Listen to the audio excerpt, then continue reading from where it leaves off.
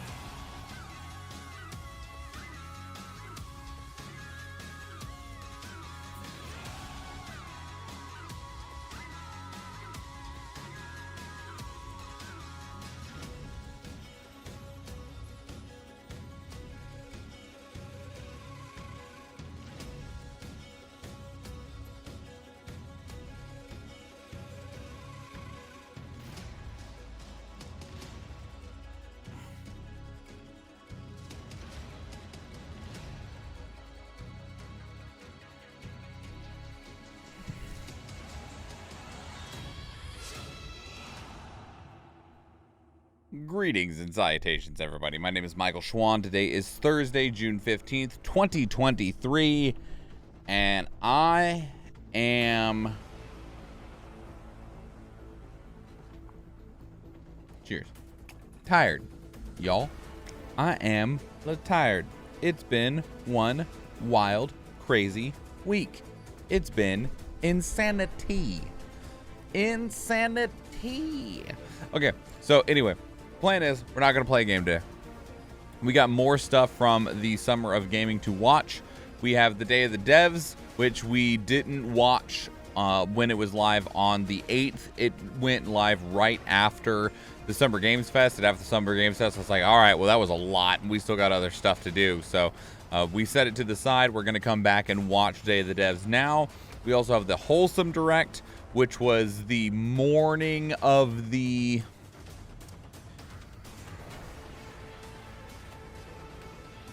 What day was this? It was on June 10th. That was on Saturday morning. I don't remember what we were doing Saturday morning. And then the RGG Summit. This hasn't went live yet. The RGG Summit, oh man, I'm terrible at pronouncing their studio's name. It's the studio that does Like a Dragon. RGG Ryu ga Gotoku, which also just means Like a Dragon, by the way. Like a Dragon Studio presenting Like a Dragon. We were supposed to get more information, at least on Like a Dragon Gaiden, the man who erased his name, which is a new game that features Kiryu. But I can't actually tell if it's Kiryu or if it is just kind of like a spin-off game. Could very easily be Kiryu given the name of the game. But we've also seen with Like a Dragon Ishin that they just use characters like they're actors in movies. Like a Dragon Ishin is set in feudal Japan, and it's a completely separate story from all of the rest of the Like a Dragon slash Yakuza slash Judgment franchise, and it just has all of the same characters. And I was like, well, that's fun. They're not named the same. They don't act the same.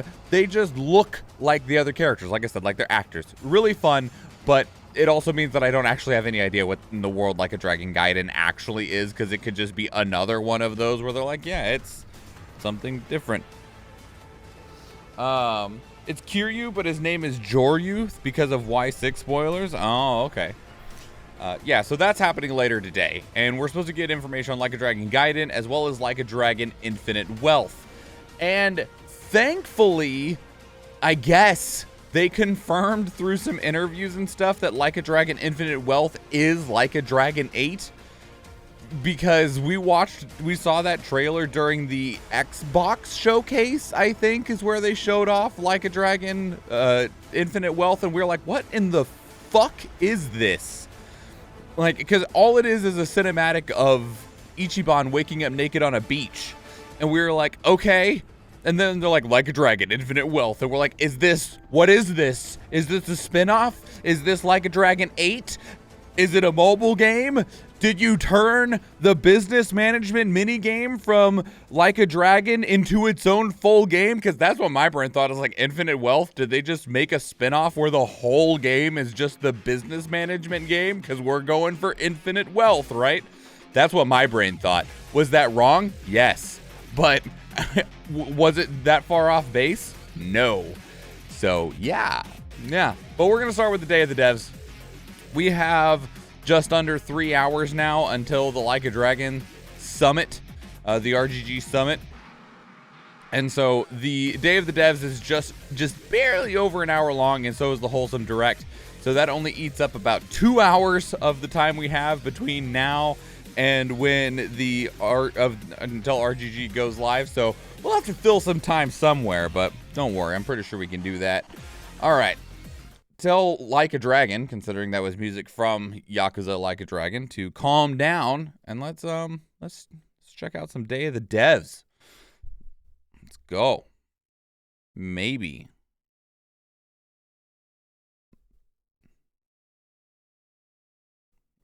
Almost there. There we go.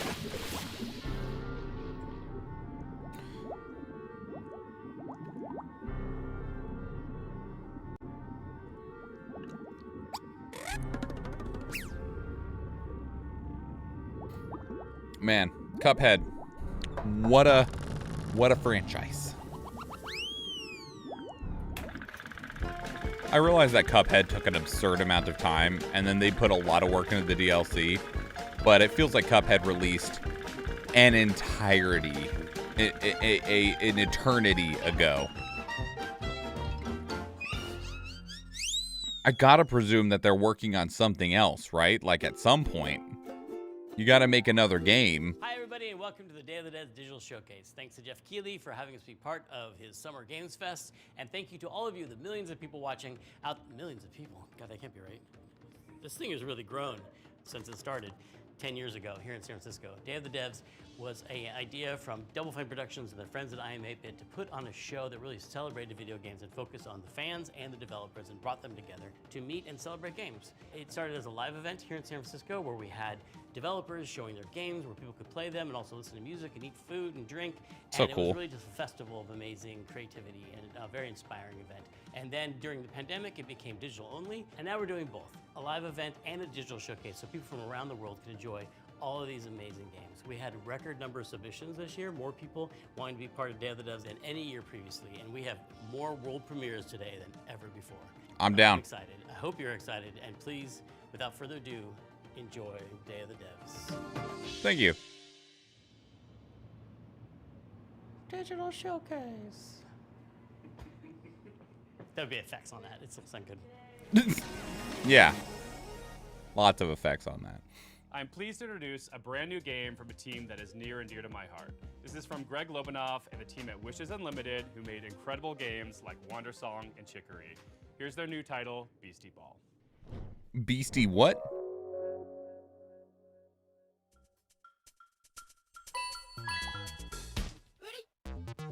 Hi, I'm Greg Lobanov, and I am bouncing off the walls excited to finally tell you what my friends and I have been working on together ever since Chicory came out a couple years ago. Introducing Beastie Ball. You did say Beastie Ball. It's not Pokemon. Wait. Oh, wait. Beastie Ball is a turn-based RPG where you coach a team of beasties to play Beastie Ball, which is kind of like volleyball. You play as this customizable coach character, and you can explore this huge open world, recruiting all kinds of beasties to your team. Then you can challenge rival sports teams as you rise your way through the Beastie Ball rankings. So it's Pokemon meets volleyball?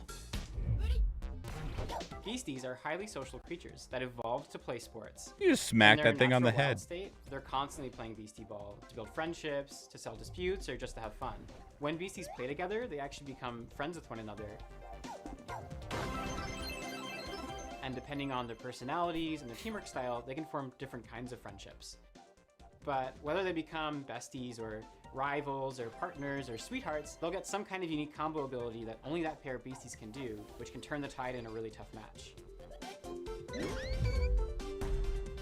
Oh, jeez. It's freaking dead. Emphasize the beasties' agency as living creatures. They're doing their own thing, making their own decisions. They'll only join your team after being convinced by you fulfilling a certain set of conditions while you're playing against them. The goal isn't to collect as many beasties as you can, but to spend time with the ones that you care about and be surprised by the ways that they grow and change. And the bonds Bullshit. that they Collected form them with all. each other.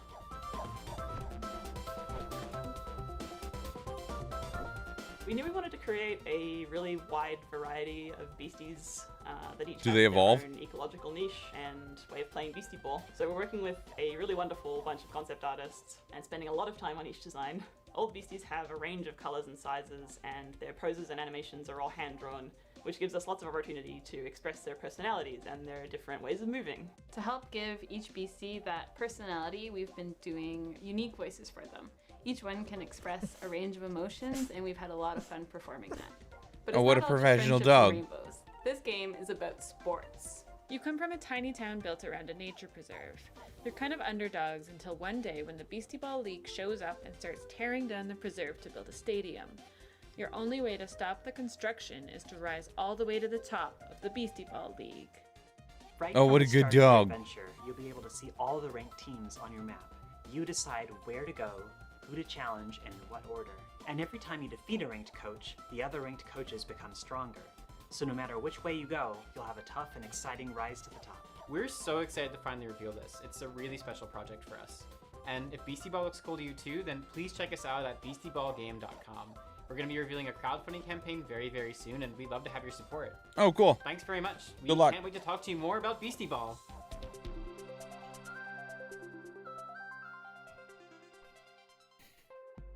In Hyperlight Breaker, Heart Machine's follow-up title in okay. the Hyperlight universe, you'll assume the role of a mercenary with some serious skills.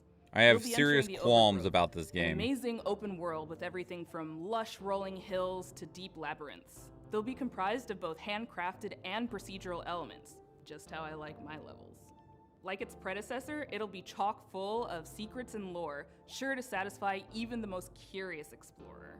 You'll face off against enigmatic enemies, armed with an arsenal of weapons that you've crafted with the spoils of your previous battles. And for those die-hard fans that have been eagerly awaiting its release, we have some never-before-seen sneak peeks. This is Hyper Light Breaker. Hello, I'm Alex, creative director at Heart Machine. And Hello. we're making Hyperlight Breaker.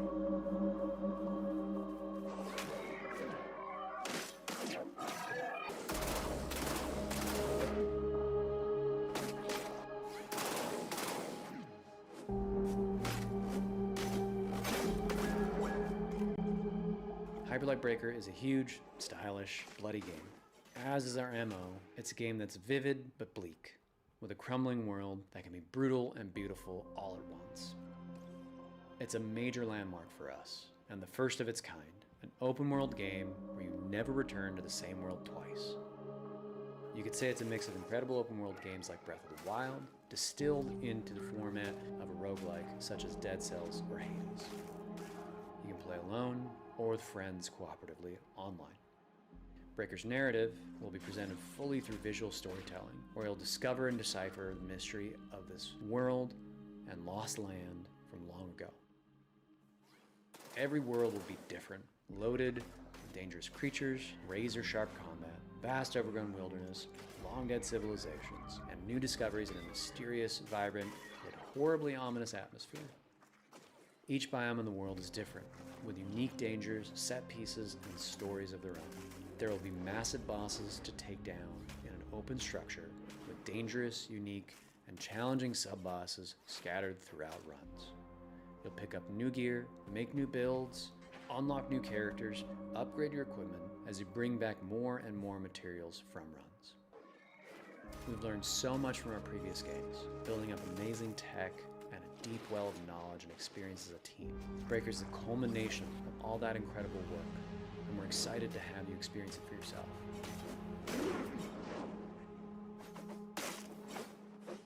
We'll have a lot more information on the game as we come closer and closer to early access later this year.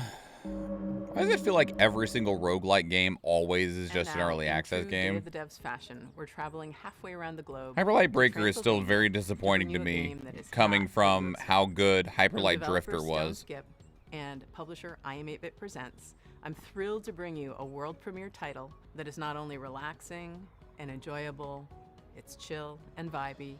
Let that anxiety go while you play Simpler Times.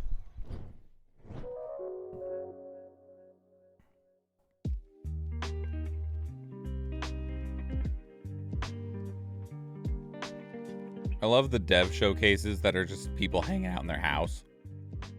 Hi there, welcome. I'm Lara. And I'm Dragos of Stoneskip Studio. We are a small team from Transylvania, and our mission is to create meaningful interactive experiences.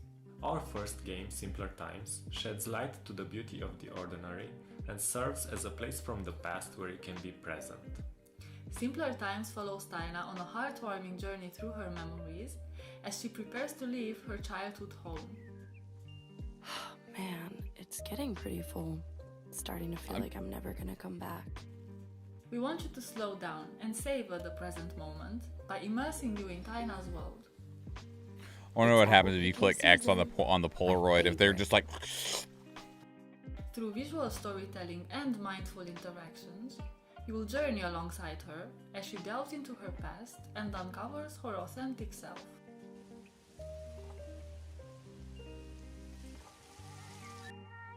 With each puzzle, Taina grows closer to adulthood and you'll be there to guide her. From simple activities like picking dried leaves from a plant to more complex ones like building a birdhouse, you'll interact with objects that hold sentimental value for Taina. I really wish I could take you with me. I'm gonna miss our duets together. We know the world is getting faster every day. We live in it too. We wanted to create a space where players can take a break, slow down, and enjoy something meaningful.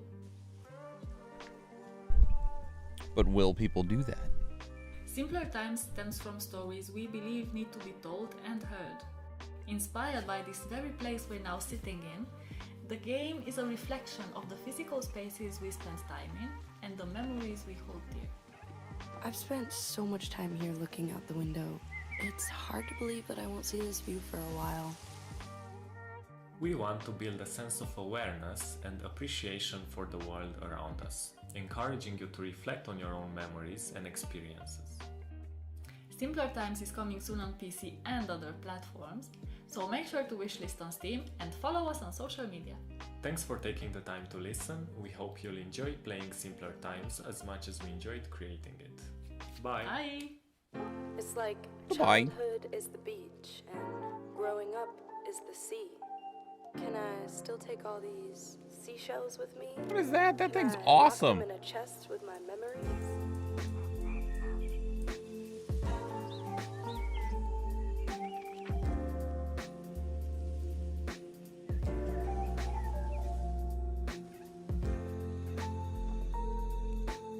This actually looks like it'd be a cool game in VR.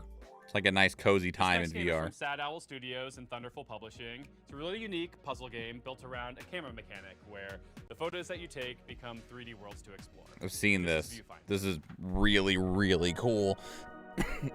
The tech in this, in terms of like the game programming side of it, wild. Viewfinder is a difficult game to describe in words, but if you saw it, you'd immediately recognize it. Yeah, every now and again, I feel like once a month, a clip of this game's development gets put onto Twitter and it blows up because everyone's just like, their mind is just like, oh my god, I can't believe it. You can take photos or find photos and then make them into real. Now it's part of the world, Did and you can go in that if you want. Just shift reality. Yep. Sick. What makes it unique is the central mechanic where you're using a camera and pictures to reshape and reconfigure the world around you in order to solve challenges in creative ways. It's such a unique experience, and I think everybody is just going to have a different experience of how they play Viewfinder, and that's just a really nice thing to it. A perfect fit. An elegant solution.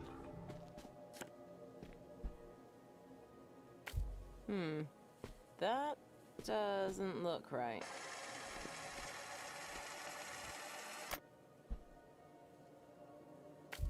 You can rotate reality too! If I was to compare Viewfinder to other games, I'd say it's like the gameplay of Portal combined with the visual illusions of Superliminal or Antechamber. People have also compared it to Kitty. The Witness and Manifold Garden and various other first-person puzzle games. God, it messes with your brain every time it happens. Very sandboxy and playful and open-ended. The whole concept of when we started is that when you actually create something, you do destroy a lot of things. And, you know, that's just a very important lesson in creation. Viewfinder is created by different people. And, you know, we have people from all over the world who have such a diverse and interesting cultures. Each character comes from a different culture. There's a lot of sort of culture-specific props and items and themes who you learn about, mostly through environments and environmental storytelling.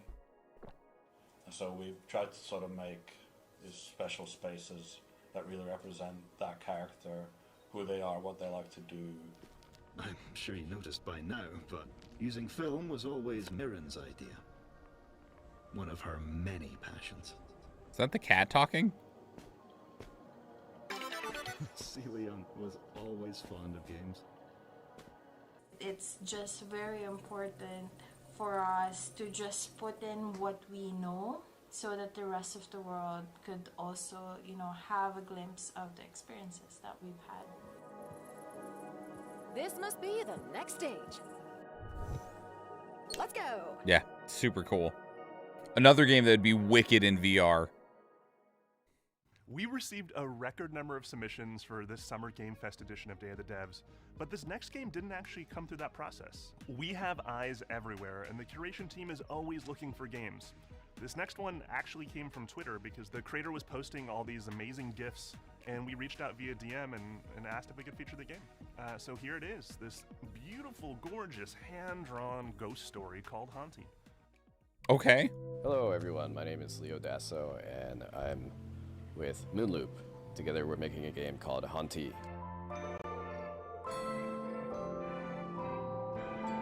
It's quite the compliment if I Am 8-Bit contacts you like, hey, can we showcase your game? Wow. The main mechanic in Haunty is that as a ghost, you can haunt things and get access to their abilities. There's a big variety of things that you can haunt in this game. Oh, that's cute. I think you'll have a lot of fun sort of exploring around and seeing what different things you can haunt and the abilities that they give you. Haunt the shit out of this tree. Resemble very much a twin-stick shooter.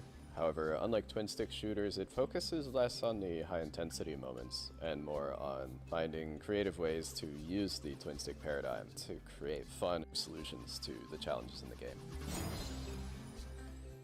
Haunty follows the story of a ghost in the afterlife, and beyond that, it really expands into a lot of ghosts in the afterlife and sort of the stories that they have.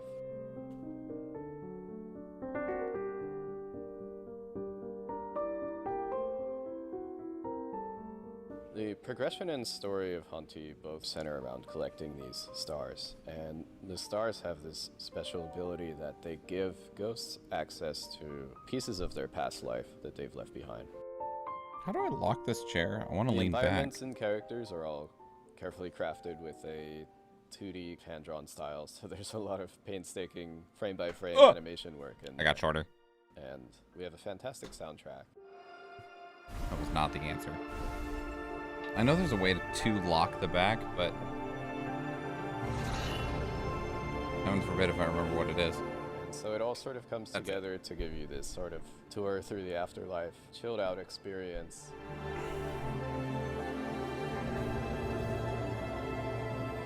If this is something you're interested in, be sure to wishlist it. It helps us out a lot. Our next game is a bit Yeah, of a wish blast from listing the games, past. it helps We because arrived on it the scene is a 12 years ago. real Big metric came that they talking can town, use. won a handful of awards, When including the Seamus McNally Grand Prize, what's the word I'm wanting? Games Festival. Negotiating for Then, shortly afterwards, publishing funding. both the game and its creator vanished. That game was Cart Life, a slice of life simulation. Your ability to be like, yo, we have right now, you know, 17,000 people that have wish listed this game on Steam. That is, you know, a not small number of people that are at least interested in some way of buying it. And their families. It was a truly unique, powerful, and special game, and it's super sad that it's been unplayable now for the better part of a decade. But it gives me great pleasure to tell you that lovingly restored and better than ever, Cart Life is back. I don't know if I know what Cart Life is.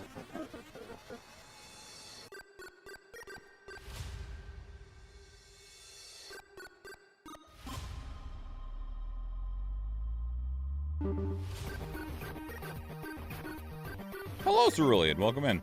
Hi, I'm Nick Herman. I'm with Ad Hoc Studio, and we're here to show you Cart Life. Cart Life is a retail simulator developed by Richard Hoffmeyer and was originally released in 2013, where it won a bunch of awards at the Independent Games Festival. For a variety of reasons, he ended up pulling it off Steam, but all of us at Ad Hoc are such big fans of Richard's work. Now we're partnering with him to help bring it back. I legitimately don't think I've ever heard about this game.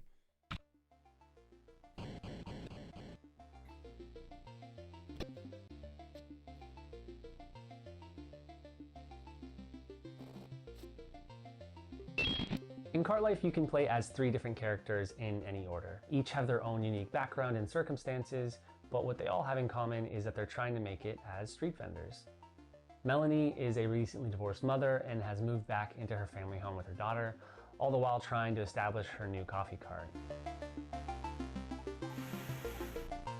Andres is a Ukrainian immigrant who is trying to put down roots in a new town by opening a newspaper stand. And Vinny has big dreams, but never enough money to... Sin! He's hoping that selling his homemade bagels will help. Welcome in, Sin. Welcome in, Raiders. Managing We're your watching own Day of the cart Devs. is not an easy job.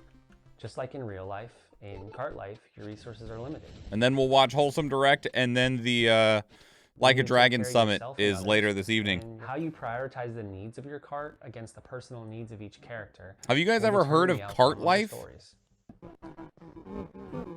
Apparently it was a big deal back in like 2013 that got pulled off of Steam, and these people are re-releasing it. I've never heard of this game. It doesn't even look familiar, but they were all talking about how it like won a bunch of awards at like the Indie Games Fest and stuff. And I was like, I've never heard of this in my life. That you'll get to know as you try to build your business. There's no right or How was wrong Wind way to Waker? play this game. What players choose to do with the time that they have with each character is entirely Welcome up in, to them. Captain Coolio. Everyone's experience will be different based on Thanks the for coming choices along they in the make, raid. what they prioritize, and even the order in which they choose to play the characters. This release is going to have a bunch of new story content, new art, updated controls and mechanics. Of and course. We really look forward to sharing it all with you on PC and console later this year.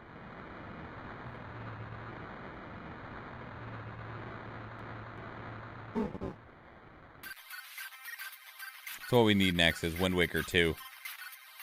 Even though outside of Tears of the Kingdom and Majora's Mask, Nintendo doesn't do Zelda sequels. Last couple years in games, and as we get deeper into the grind revival, things are getting a little more avant-garde and daring. This next one gives Figure you 2 is called all Phantom that Tony Hawk Hourglass. mechanical goodness that you crave, but with a heavy helping of demons and brimstone. I like This is demons. the world premiere of Hellscape. Hellscape, you say? Okay.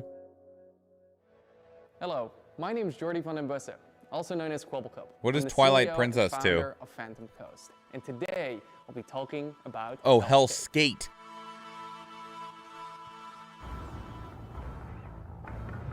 All right, Anton. First try. Here we go.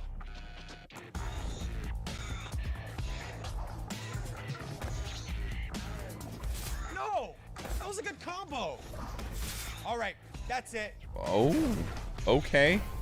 So we're playing Tony Hawk Pro Skater, but also like a bullet hell that is also a beat 'em up. Hellskate takes place in Wertheim. Here you play as Anton Falcon, a skater through and through.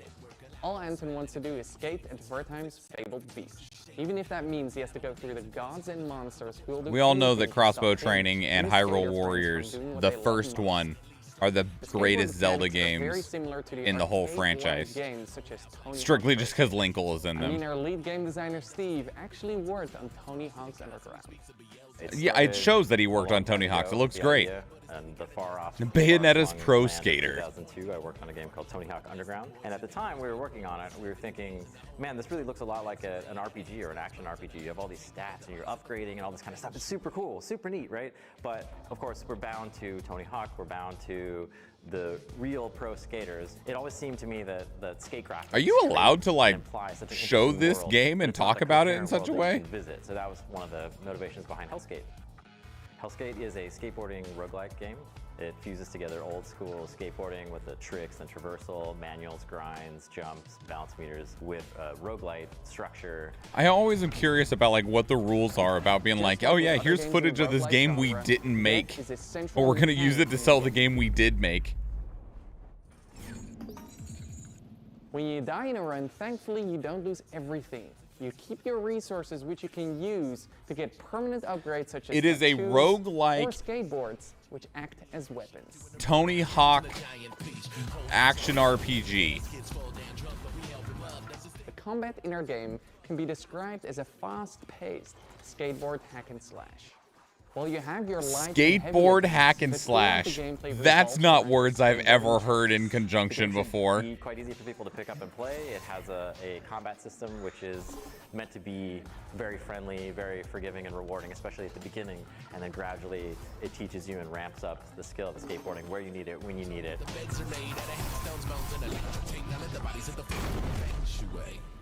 Why did you stop me from skating? Look at yourself. Your wing, your arm. What do you think happens when that gets to your head? Thank you for watching this reveal of Hellskate. Wishlisting the game would mean the world to us. Thank you. Looks great. I would probably play that 100%. In our next game, Henry Have fun, Sen. Halfhead, Thank you so much for the you raid. play as half a head. That's it. That's the game. But it's so much more than that too, because you see, Henry can be many things, can be anything, in fact. He has the curious ability to be able to transform into anything he can reach. Using this peculiar power and perplexing form, you'll live the life of the title character, navigating sandbox situations crafted by Zurich-based developers Lululu Entertainment, and in so doing, maybe ponder the philosophical questions. Who is? How is? What does it mean to be Henry Halfhead? Welcome! May I introduce you to Henry? Henry's not just Hi, anyone. Henry. If they're anything, they're, well, everything. Henry can transform into everything in their reach. Yes, everything. And that's how they manage their daily life. The familiar noise of Henry's alarm clock announces the dawn of a new day. And it will keep ringing until Henry gets up and calms the nervous, quivering machine. How do you go to sleep, Henry? Oh, I just become my bed. Tock, tick, tock. At least half awake, Henry is ready for their morning routine, which they usually start by making their bed. Staying in bed is tempting, but only leads to regret later. Henry knows that if you want to change the world, you have to start off by making your own bed. Completing this simple task in the morning gives Henry a little bit of pride and the feeling of control over their life. With part of the morning routine done... Oh man, Henry that was bed ready is to so freshen made. up.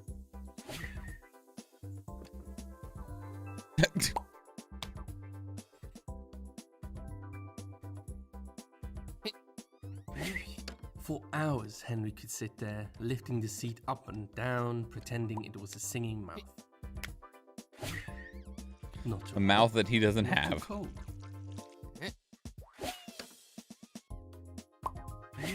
Henry bought a turmeric soap. They didn't know. They just liked the color. It's actually great for their skin.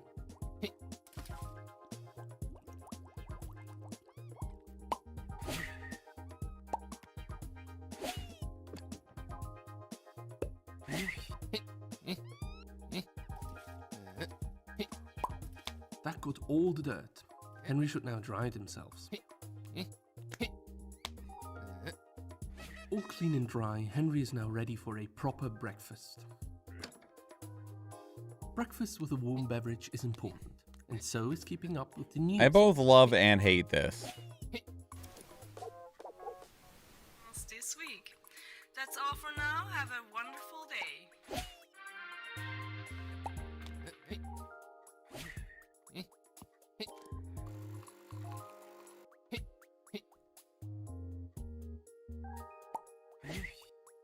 The best drink Henry can make from beans. That dude just drank coffee out of his own body. The candy of nature. Delicious. Well fed and well informed, Henry has to get ready and pack for work. What do you do for work, Henry? Ah, yes, I too like to pack one apple slice for my lunch. 2 apple slices, a banana, and 2 slices of bread. And leaves now, they can catch the 8 o'clock bus. Double the Henry, double the fun.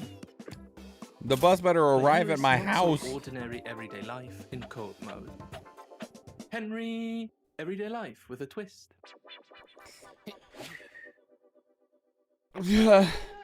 Somebody saw Cappy from Mario Odyssey and was like, "Yes, let's make Cappy the game." Limbo and Inside. We had the honor of working with him to publish 2 of his solo projects as part of Double Fine Presents: rhythm action platformer 140 and co-op arcade shooter Thoth. 2 of the most fiendishly well-designed and fun puzzle games I've ever played that truly give you a sense for and appreciation of Jeppy's contributions to those Playdead titles. His new game sees him teaming back up with Jakob Schmidt, composer of 140, and applying his trademark puzzle skills to a beautiful, mind-bending adventure game. This is Cocoon. Hello, I'm Jakob, co-founder and audio director of Geometric Interactive in Copenhagen. I would like to show you what our amazing team has been working on for the last couple of years, our game Cocoon.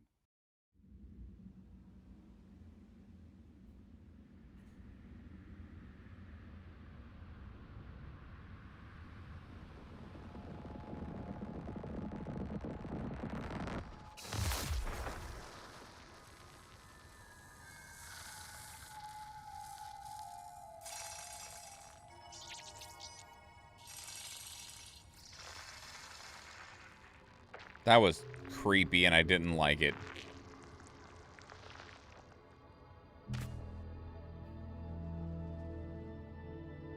I think just pooped out a person. Cocoon is an adventure game with multiple worlds, and each of these worlds are contained within an orb. Let me demonstrate by jumping out of the world which we are currently exploring. Just like That's that, freaky. we are now in a world outside. But are we? What if we go out another tier? There's like a little thing right there. Similar little platform that you stood on. Contains the world we were previously exploring. We're gonna throw it away. Let's jump out one more time. Aha, you did jump out again. We are now Good job. in a world even further outside and can explore this world using the orange orb that we picked up. What does the orange orb do? Oh.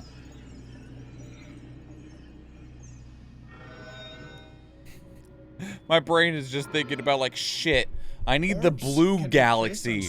Where'd I put it? Is it in the red one? Is it inside the yellow one that's in the red one? Crap, I gotta go world hunting. And you can even throw them into pipes. Sorry, I'm just gonna yeet your whole planet into a pipe. It's important, okay? These people saw the first Men in Black movie and were like, what could we do with that? What if you could go in the marble?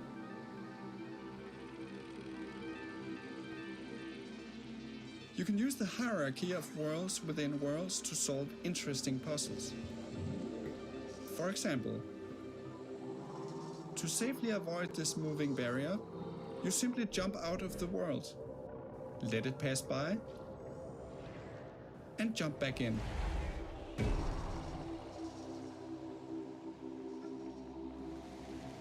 Yeah, simple. Now, Cocoon is not only about exploration and puzzles. It's also about combat. Within each world, you have to face a mighty guardian. Here is a first glimpse of one of these encounters.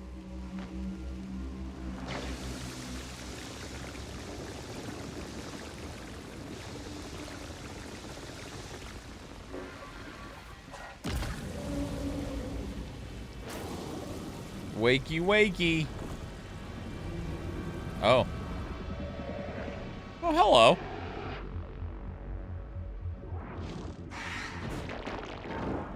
Ew.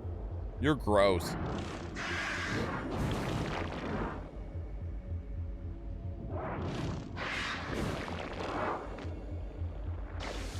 Got a present for you.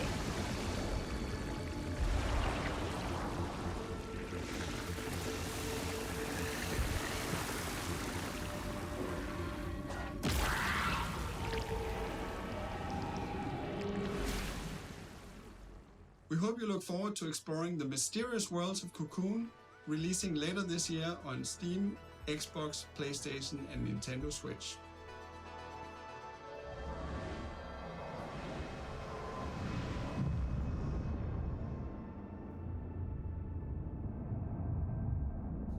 The game looks very interesting. I like the look of it a lot. The concept is really neat. And now, I'm pleased to bring you a title from French-Canadian developer Impossible.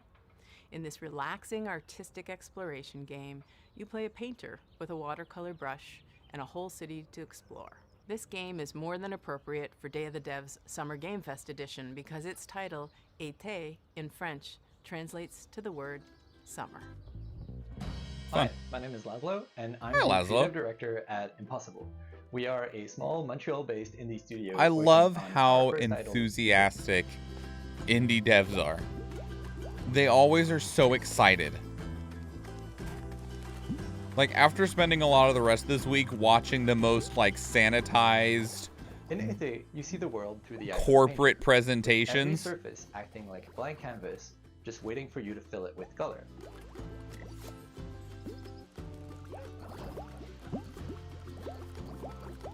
Été means summer in French, because it's set in our French-speaking hometown of Montreal, Canada, as you step into the shoes of a painter who's traveling abroad for, well, the summer. This is a game for people who love pure exploration. You're free to roam open city scenes at your own pace, following your curiosity, getting sidetracked, and discovering secrets along the way. The general art direction of this game reminds me a lot of how I can't remember what the name of it. There was a game where you play as a blind girl. And as you level up, you'll become able to unleash larger splashes of paint that reveal a bigger part of the world. And the whole art direction and visual style of this game is very similar.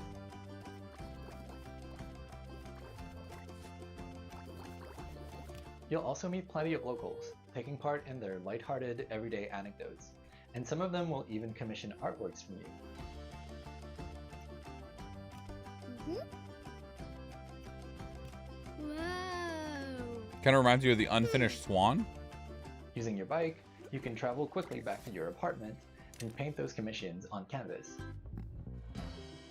I don't know if I know that one. There is a game called Something Swan that we checked out like 6 months ago, but I don't remember what it was called. That's where your But it was Something Swan, but it didn't look like this At one. your easel, you can create gorgeous watercolor artworks using anything you've discovered in your expedition so far. It's an easy That's way on for your me to canvas find can out. be freely moved, resized, rotated in 3D, and even recolored. The canvas is pretty much your sandbox that lets you put your own spin on commissions. And if you're feeling inspired, you can paint as many creative artworks as you like. It was called The without any Silent kind of Swan. limitation. With hundreds of unlockable stamps at your disposal and dozens of commissions to inspire you, the only limit Was the one we really is looked your at before. imagination. Don't go look Apart at from it. living your best life as the It friendly looks neighborhood painter, you'll like also get to meet other nothing. like-minded artists, like Marianne, an ambitious photographer, and Theo, a talented musician, among many others. If you manage to befriend them, maybe they'll let you in on their best-kept secret, an abandoned building that could become your very own painting studio. But you'll have to dive into that story for yourself. It is coming out in 2024, and we hope you'll enjoy your adventures as a traveling painter in this lovingly crafted, whimsical summer world. Yeah, looks cute. Hi Looks everybody, how are pleasant. you liking the show so far? This is the time where we take a brief break to talk about the long and complicated Coffee process break. by which we accept games into the nominating committee and all the legal ramifications and the technical rules that go with the accounting of the... Tim, sorry. I thought that, yeah, I thought I was doing something here too. All right, okay. All right. Hey, Kelly from Indie Mega Booth here with a very exciting announcement. We're back.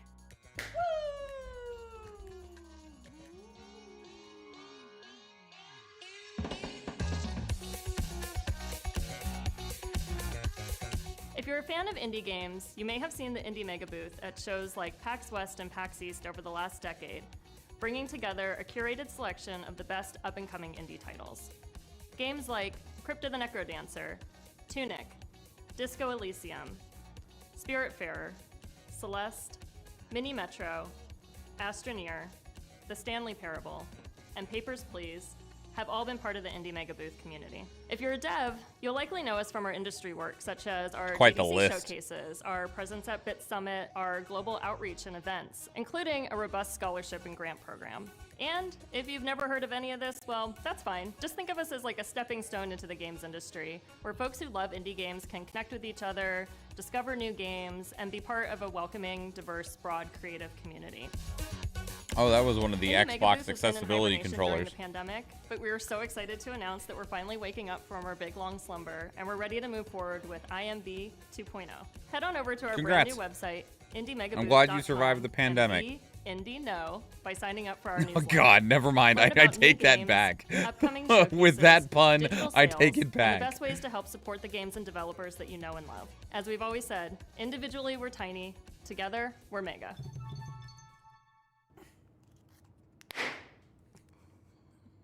Good job. We have another world premiere for y'all, and it's also really thematically appropriate for this showcase. You'll see why in a second. It's from the aesthetically amazing studio called Land and Sea. They're famous for the Alto series that you know and love, but this next one is not what you're expecting from them. It'll be herding your way. It'll be flocking your way. No, I like herding. It'll be herding your way next year. It's called Summerhill. It's about sheep. It's about sheep. Have fun. Hi there. My name is Harry Nesbitt. Hi, and Harry. I'm the founder and creative director of Land and Sea. We're a small team from the UK, best known as the developers of the Alto's Adventure series. Now, over the last few years, we've been busy growing the team and laying the groundwork for our most ambitious project yet. It's an entirely new IP that aims to build on the themes that we care about most as a studio. And we're super excited to be able to share this exclusive first teaser with you today. So please take a look, and I'll be back at the end to tell you more. I don't actually know the Alto series.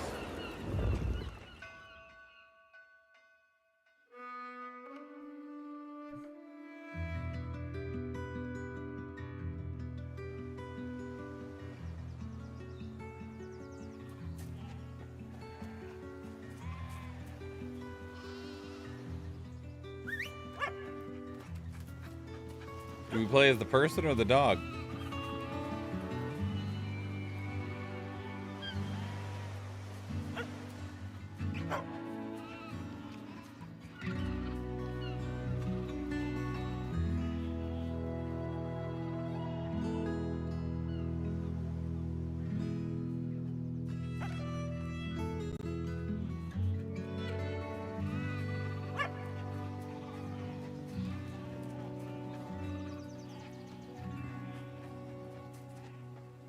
Well, that was pleasant.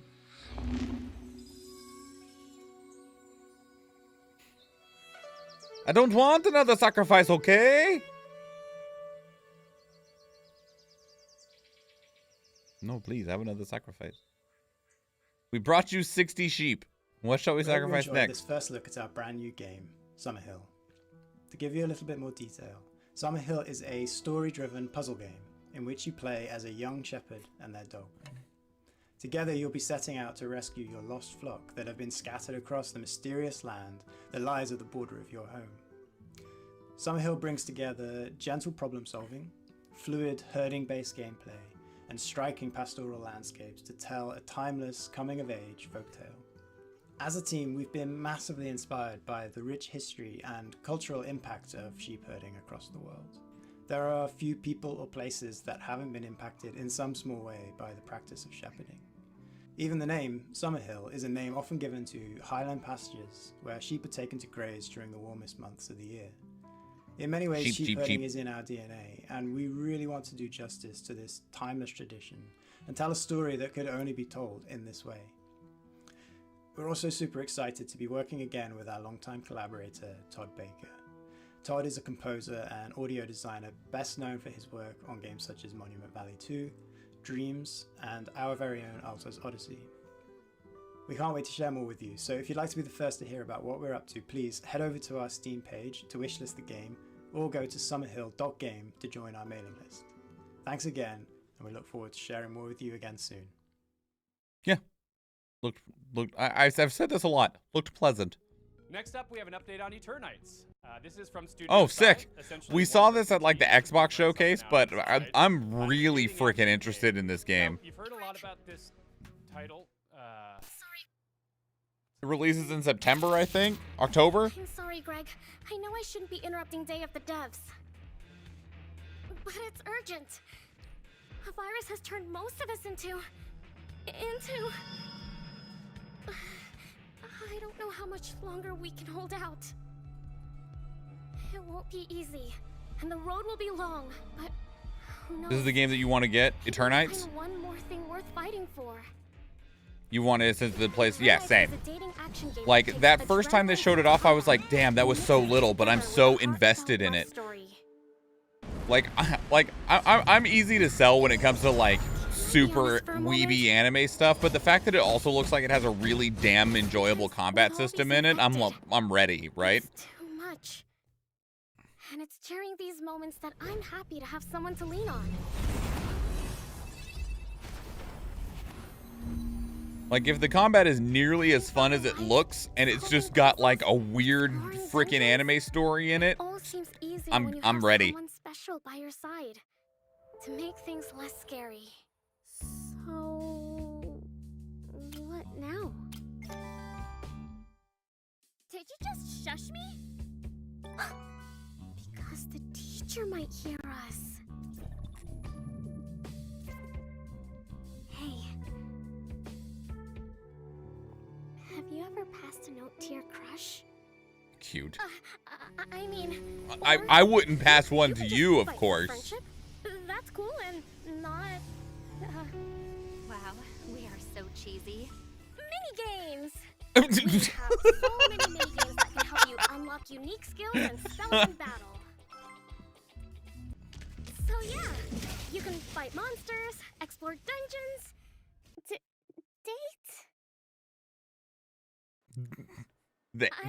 The generic anime boy looks so bored. Scavenge, date. Did I say date twice?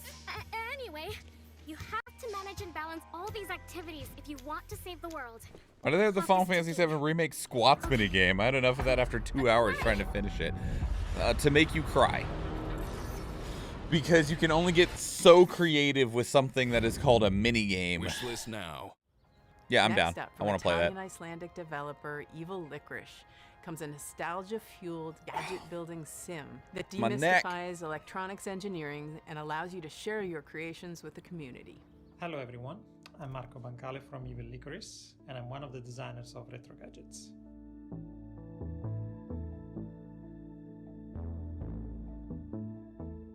Although it takes me forever to build something like this, I love the feeling of seeing something happening on a screen like this one when I rotate the knob or I press the buttons. And this is where the idea for Retro Gadgets comes from, is to being able to build digital gadgets with little effort.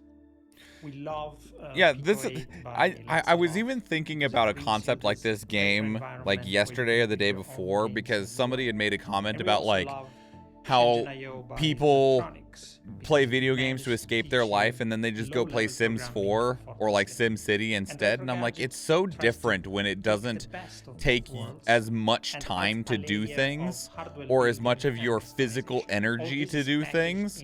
Like, there are aspects of life that are perfectly enjoyable, but they're so time consuming and you're tired as hell. We have a fantastic community, and people have been creating insane gadgets that go well. Like, is actual soldering together all of those transistors and stuff fun? Not really. It's time consuming and tedious and it's easy to mess up.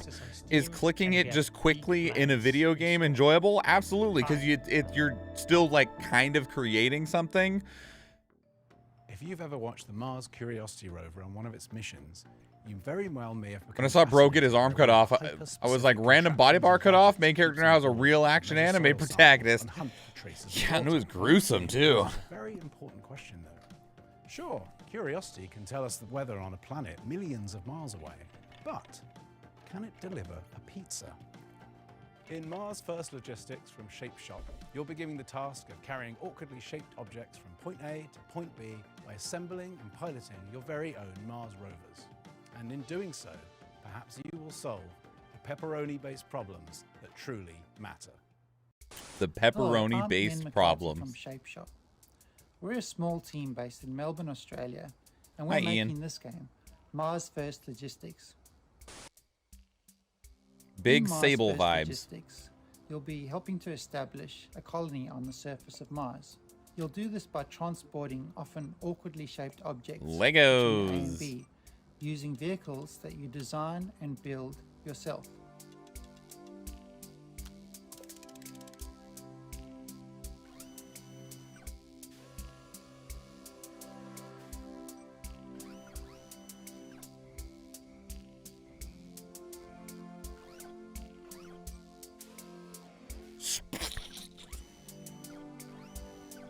Oh no. No, not the pizza. As you complete deliveries, the game will give you new toys to play with. It's good enough, it said. You got it there.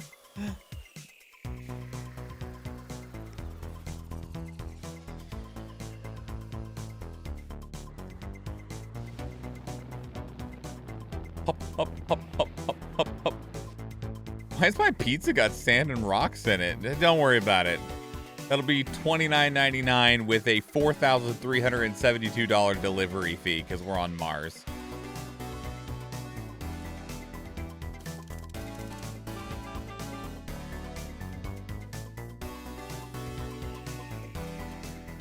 The game is set in a vast open world, and you're free to pick and choose which jobs you'd like to take on.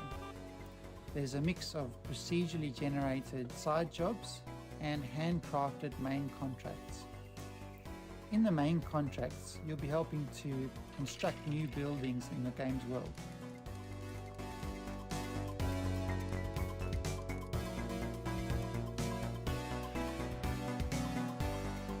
One of the main challenges Come here. in the game is figuring out how to pick up each item and deliver it safely to its destination. Using Safely. the parts that you have available. Oh no. Oh no. He broke. He broke, dude. Oh, that's smart. Look at you. That's super smart. Very cool. Good job, you. I never would have thought of that. And as you build up your collection of I am parts, so not an more engineer. creative options will become available to you. And I think a lot of the fun in the game is just messing around and being creative. in Oh, each so editor. strong. That water is freaky looking.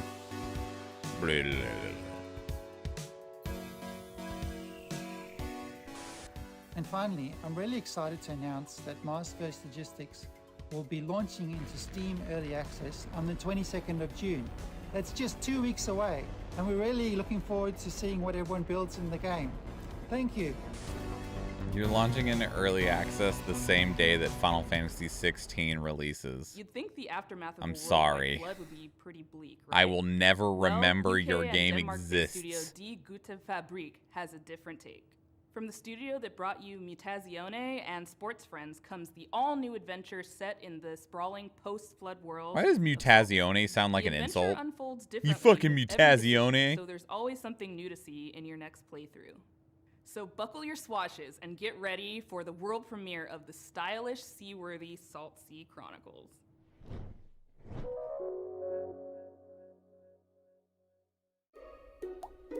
Hello, everybody. We are Die Gute Fabrik. I'm Hannah Nicklin from Die Gute Fabrik, and we made Salt Sea Chronicles. We're super stoked to show you the world premiere of Salt Sea Chronicles today. It's a flooded world, story-driven adventure game where you play as a ship's whole crew.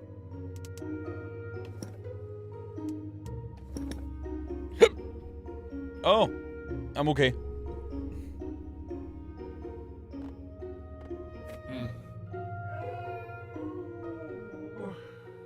At the beginning of the game, you're going to discover that Maya, your captain, has gone missing, and together your ragtag crew are going to heist a ship and set out across the Salt Sea Archipelago in search of clues. In each chapter of the game, you'll decide where to head next, who to explore with from the crew when you get there, and what to say to the people that you meet along the way. Salt Sea Chronicles' unique art style is brought to life by beautiful animation, and each location is built on the fragments of this world that came before. Our art team have really done an incredible job. One of my favourite locations is called Los Gatos, and on that island, the people there live symbiotically with this community of cats. As you explore, you'll find a brand new trick-taking card game designed especially for the world of Salt Sea. It's a really good way to sort of take a break from the story. It's called Spoils, and you can play it all over the archipelago, and you might discover how And it looks like community just has slightly war. different house rules. Another thing we're super proud of is our exploration system. So we're sort of done away with the walk of shame in adventure games. So if you miss a clue, instead of sort of slowly traipsing to the other end of the island, you're just going to tap the shoulder button on your controller or select a screen span arrow to move almost instantaneously across a space. It allows us to lay the story down away from a linear path. I much more appreciate you. organically. Thank you for not like wasting my time. Salt Sea Chronicles doesn't tell a story about a hero. It's a story about a community and how you navigate the world together. And each community that you meet in turn is going to be rich and amusing and strange maybe, and have its own things going on. There's also a strong sense of genre-based storytelling too. So while you might be new to the world of Salt Sea, you'll know that you're in a Scooby-Doo chapter or a Romeo and Juliet chapter or a detective one. There are plenty of laughs, but tough choices and meaningful moments too. Our writer's room of award-winning storytellers have done an incredible job. We're so delighted to share Salt Sea Chronicles with you all today, and I can't wait for you to explore the rich world, get to know the wonderful characters, and to hear what paths you chart when you play.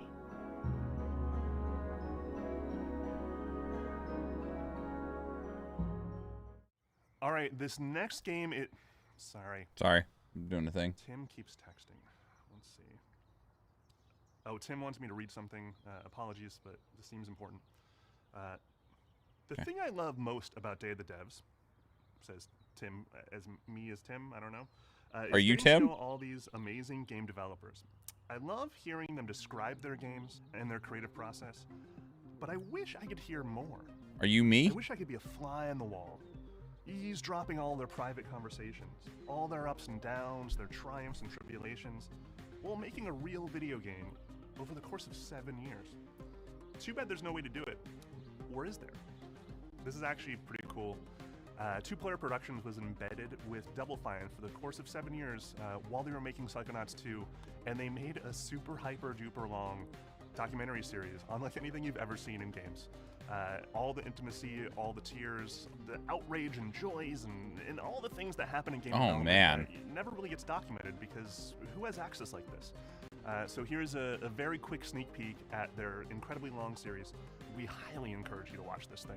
Incredibly it's long. amazing. He said that 2 or 3 times. It must be like 40 hours, Psychonauts 2. if not longer. To get to the dollar amount we're talking about, it's probably going to take financing from a lot of different avenues.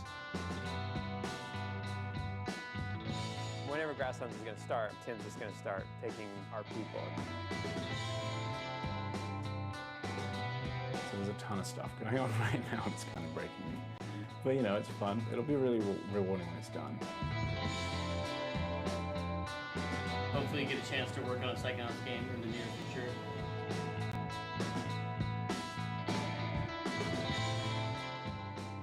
Thank you for helping us bring back Psychonauts. Thank you. I like that they said yes, the candy, because some of the brand Twitter accounts are just like whatever accounts. They just happen to be a brand. Skittles is one of them. Very rarely do they actually do like a Skittles ad. Otherwise, they're just talking about video games and TV and shit. Go to dayofthedevs.com for more info. Thank you to all the incredible sponsors that have been with us since the very beginnings of Day of the Devs. We're going on 11 years. We could not pay for any of this without these sponsors. They donate to us, ask for nothing in return except a showcase of incredible games from indie devs all around the world. So please, applause for all the cool logos on the screen. We appreciate you. We couldn't do this without you. Thank you. Thank you again to the incomparable Dose One. He's been supplying the beats for all the transitions between all these amazing games ever since we started doing these digital showcases for Day of the Devs. Thank you again. You're a hero amongst heroes. Go check out his music. It's amazing. Have I almost drank like 40 ounces of coffee during this show? Thank you for watching Day of the Devs yet again. If you're looking for more information or you just want to subscribe to the coolest newsletter in all the land, go to dayofthedevs.com. The URL on your screen. Follow us on social media. Do you have those glasses that you can snap different patterns onto the front of, my guy? We're so happy to be a part of Summer Game Fest for these last many years. Definitely stick around. We're not completely done yet. We have a musical performance featuring the sounds of New Caledonia, thanks to our friends who made the game Chia. It's worth it. It's really cool. Happening right now.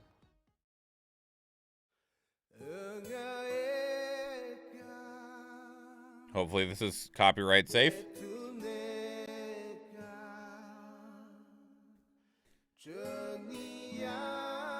Yeah, we did a reaction to Chia, and it was a really beautiful game with a really beautiful message. And the devs were really passionate about it, and some of the stuff that we watched in the reaction was from the devs.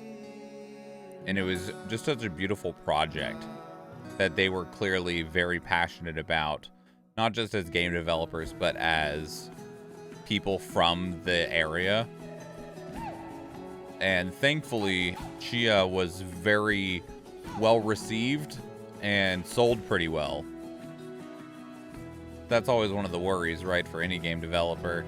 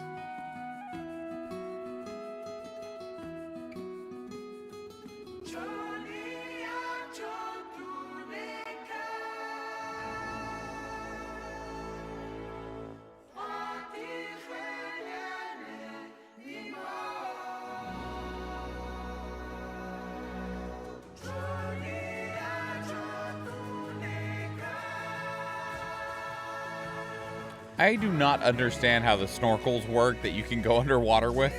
I've went snorkeling, but you had to stay at the surface. Mind you, where I went snorkeling, there wasn't a whole lot of going very far down anyway. But the snorkel I had, if you went too far underwater, you had to go up and, you know, blow the water out of the tube. But I know there's ones that don't do that, so I'm not quite sure how those work. That was cool. Okay, let's go.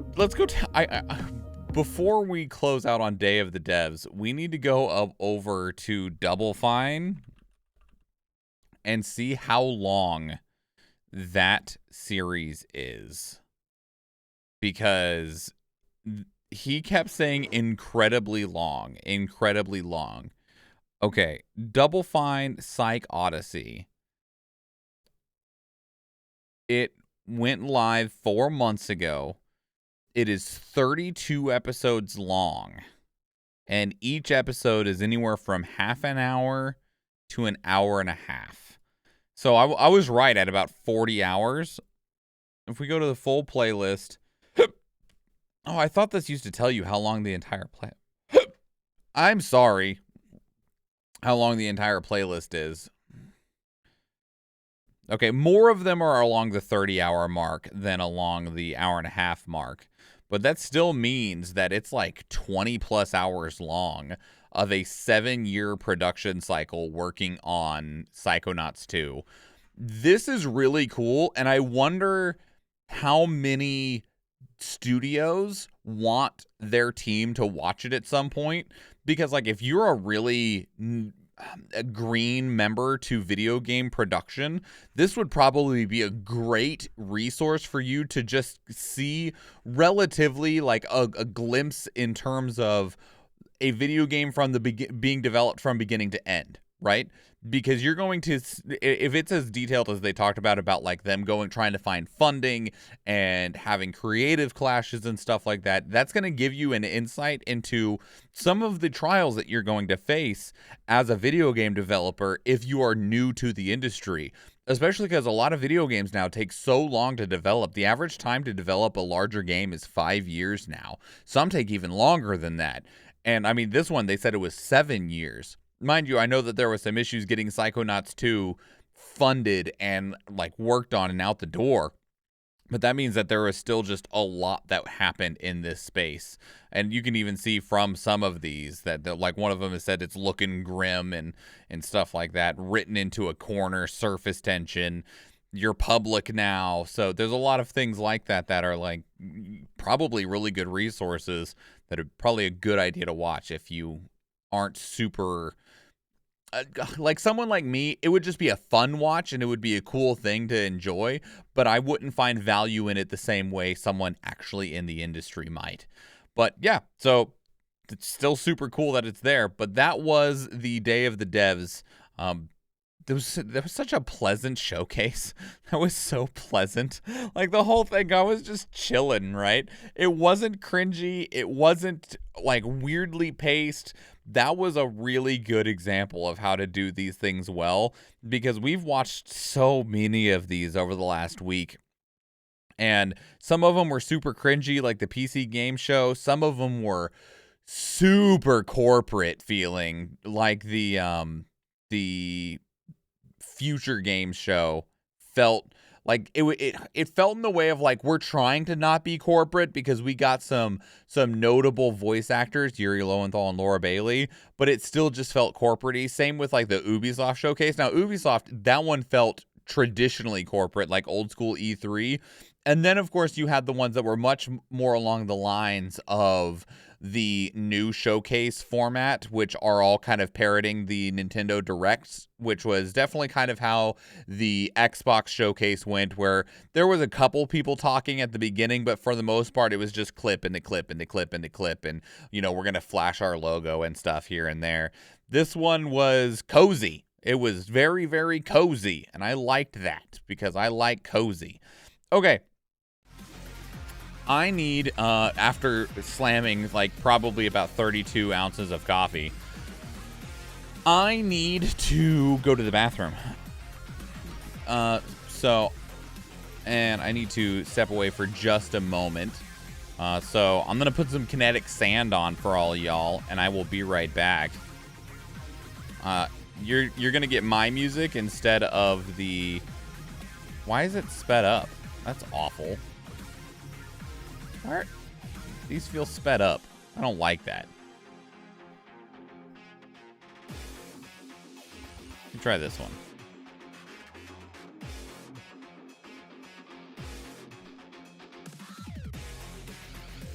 Yeah, now that one's a little bit better. Okay, I'm gonna go over here and I'm going to leave that be right back on, and I will exactly that. I will be right back because I need to go to the bathroom and grab a small snack.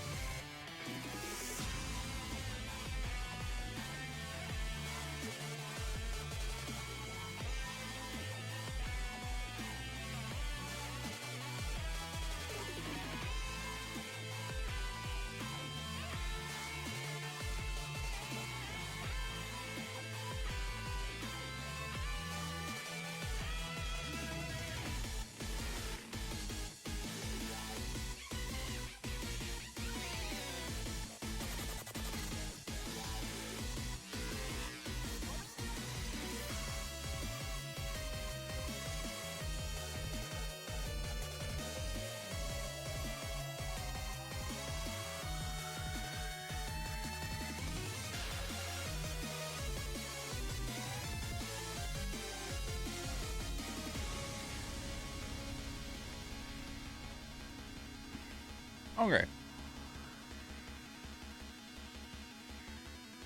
Went to the bathroom, ate a handful of cashews. All right. It is 5:16. We have the Wholesome Direct now. We have an hour and 45 minutes until the RGG Summit. More coffee.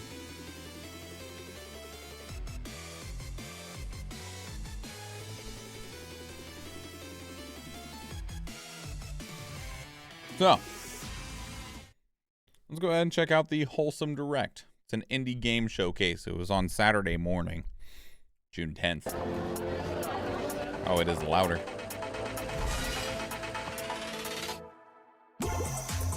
Go down there.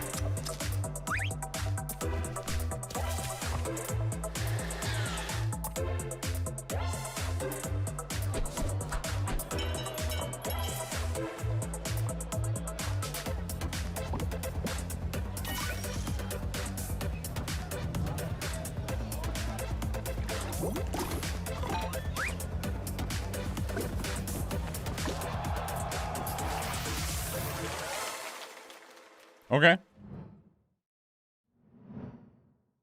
Oh, it's a Humble What an Games game. incredible way to kick off our first ever Wholesome Direct pre-show.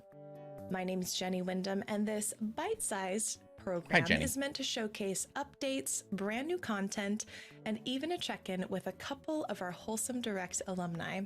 So sit back, relax, grab a cup of tea, and get ready for this next announcement. I have coffee.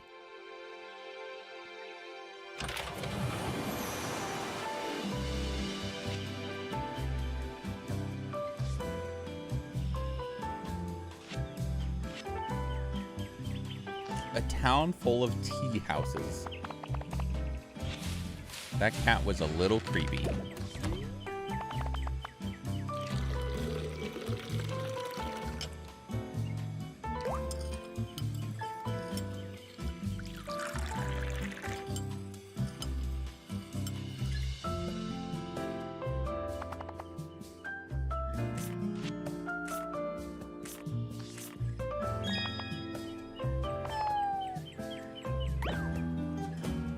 Tea delicious. Oh man. Bye.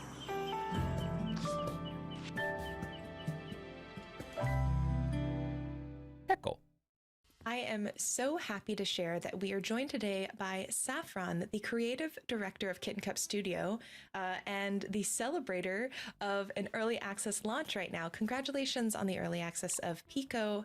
How are you feeling, Saffron? Well, thank you. Well, I feel terrific. Oh my goodness. I'm sorry I had to.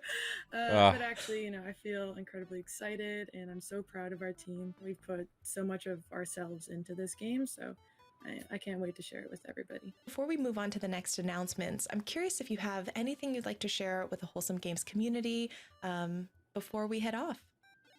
Yeah, I want to thank everyone who has supported us so far, especially Wholesome Games. We announced Pico during the very first Wholesome Direct, and it feels like we've come full circle by announcing our launch during a Wholesome Direct. So yeah, we're just incredibly grateful to everyone who believed in us and who also felt the need to make tea for cats. One more announcement. We will be having launch merch. So we're going to have some cute cat merch. We will be working with Misky. I'm already repping a shirt here. And I some love of that our pins. shirt. So yeah, that will be Oh, is it the available for pin? pre-order. Because I like your Please shirt. check it out on our Twitter, Instagram, anywhere on social media you can find us. Oh, that's super exciting. See, this is Well, why people hire congratulations social on media your early managers, by the access way, launch, because there's so and many double social media congratulations platforms now. on the merch, and thank you for joining us today. It is somebody's job to maintain your Twitter, your Instagram, your Facebook, your LinkedIn, your TikTok, your Snapchat, because managing two companies' social media platforms is a full-time job.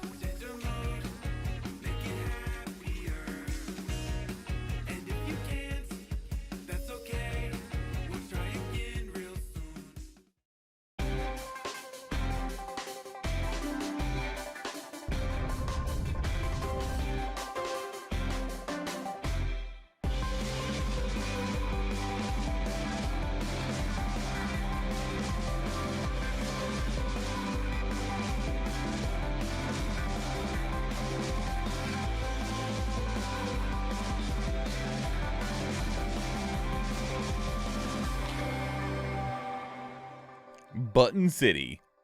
It's cute. Of course, I have a feeling a lot of the stuff in this direct is going to be cute. Be sure to go check out the Spirit Swap demo now on Steam, and definitely don't forget to wishlist Button City's brand new game, Button City Soccer Days. Now, we've had brand new games and demos already announced, so why not spice it up by dropping yet another wholesome game for everyone to enjoy today? Frog. Toad. Hiya.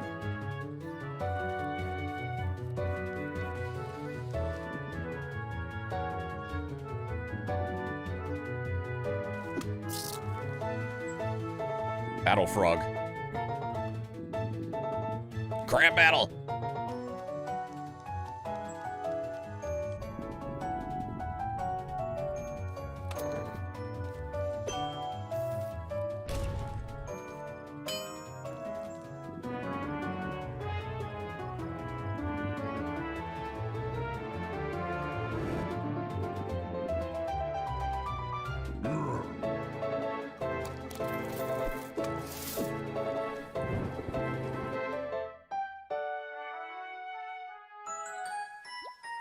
Frog song. That's really cute. Like, Welcome, Brandon, the lead dev and founder of Frog Team Games. Now, one thing that I was very curious about Frog Team is Games, huh? why frogs and what drew the inspiration I like for frogs. Frog Song. One time when I was younger, I was camping with my family, and I saw all these toads by the lake, and I just started drawing these toads as these, like, fantasy villagers, and the idea kind of all started from there. I love the idea of just like Toads are a funny. younger Brandon creating this world while out camping. It feels very, very wholesome. Did you have anything you'd like to share with the Wholesome Games community in particular? The Wholesome Games community has been a huge part of Frog Song's journey, so it's an honor to be launching alongside the Wholesome Direct. And it is definitely an honor to have you. Thank you again, and a big congratulations on your launch. And that's it for the pre-show. Thank you so much for how hanging long was out that with pre-show? us. 15 And minutes? now, 7 minutes. time for 5, Wholesome Direct. maybe?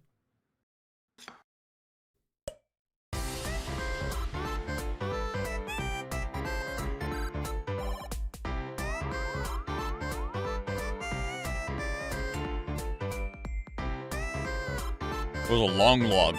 That was its name. Long log. Puppy. Oh, that's the... Oh, man, I already forgot its name. Welcome back to Sport Wholesome Direct, Beasts? a No, celebration Beast of Balls. Wholesome Games. My name is Jenny Wyndham, and I am joined by my wonderful co-hosts, Kennedy Rose and Gab Smolders. Sit back and relax as we bring you exclusive footage and announcements from nearly 80 Wholesome Games. And remember, if you see any games you love today, head over to wholesomegames.com to get all the info and find out how you can support the developers. Some of their audio was very, very off. Am I on their page or am I on somebody else's? I am on their page. Okay.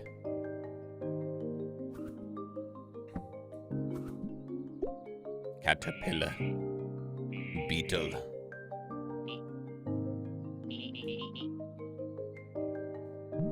I don't want to be a butterfly. I want to just stay as a caterpillar. If I turn into a butterfly, I'd die, bro.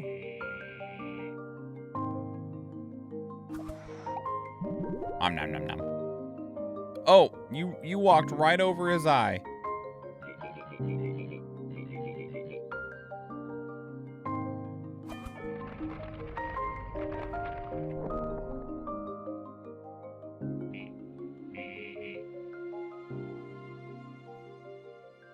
I am a caterpillar. Fair enough. This is Hako, the Hi, new Hako. intern at Bubblegum Galaxy. She'll now show us how to build planets. Casually. Sorry, I meant to say restore the galaxy? Build a planet by placing tiles. Finish missions to earn points and additional tiles. Place your tiles wisely to complete quests and win stars. The more stars you get, the more planets you'll be able to restore. Each planet will have its own quirks and special rules.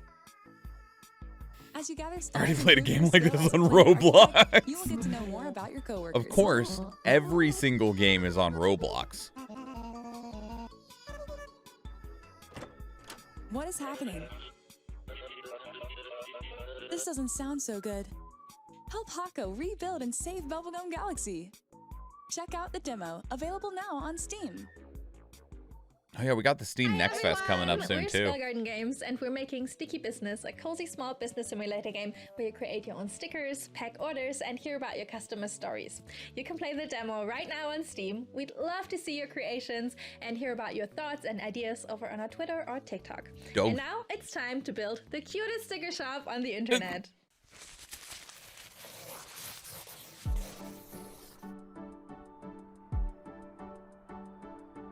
Experience the joy of running your own cozy small business. Okay, so now here's the question. Can you export the stickers you make in the game to be able to make actual stickers with? Because that would be cool. I don't know what the best place to get stickers made is, whether it's like Shutterfly or Teespring or wherever, right? But it'd be really cool if it had like integration to where you could order the sticker. Time to build the cutest shop on the internet.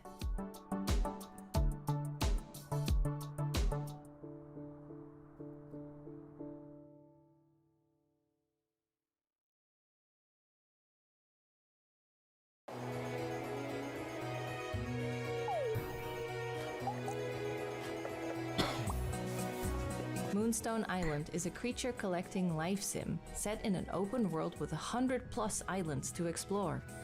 Make Creature friends, collecting brew life potions, sim. collect spirits, and test your strength in card-based encounters to complete your alchemy training. So people dipping their toe into Pokemon style games. Station to Station is a minimalist railroad. We saw building this at one of the simulator other showcases. that artfully combines a relaxing I experience love the with direction of eye-pleasing it because voxel it has art that like visuals. parallax effect to where everything looks mini. Populate a beautiful, ever-brightening landscape and connect the world by building train tracks.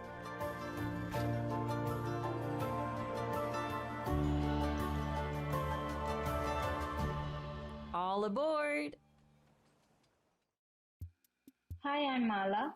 I am an artist Hi, Mala. and we are making an adventure management game, The Palace on the Hill. We love playing cozy adventure games with a unique story and setting, and so we are making just that. The game is inspired by our own life and travels in India, and it is coming out very soon. Enjoy the trailer and please add to your wish list. They say adventure management game?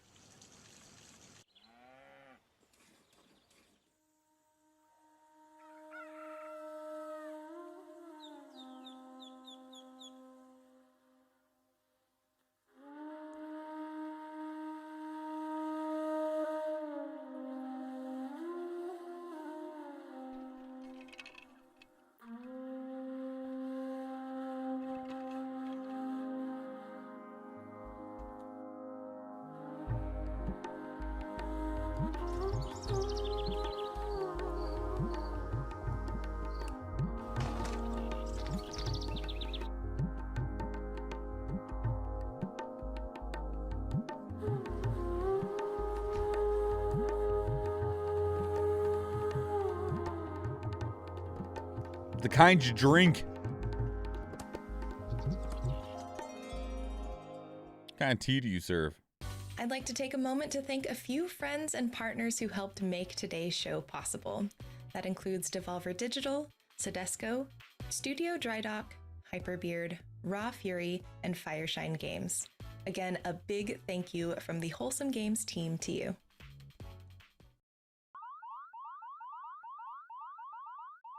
Bun Buns. Usagi-shima is a cozy, relaxing bunny collecting game.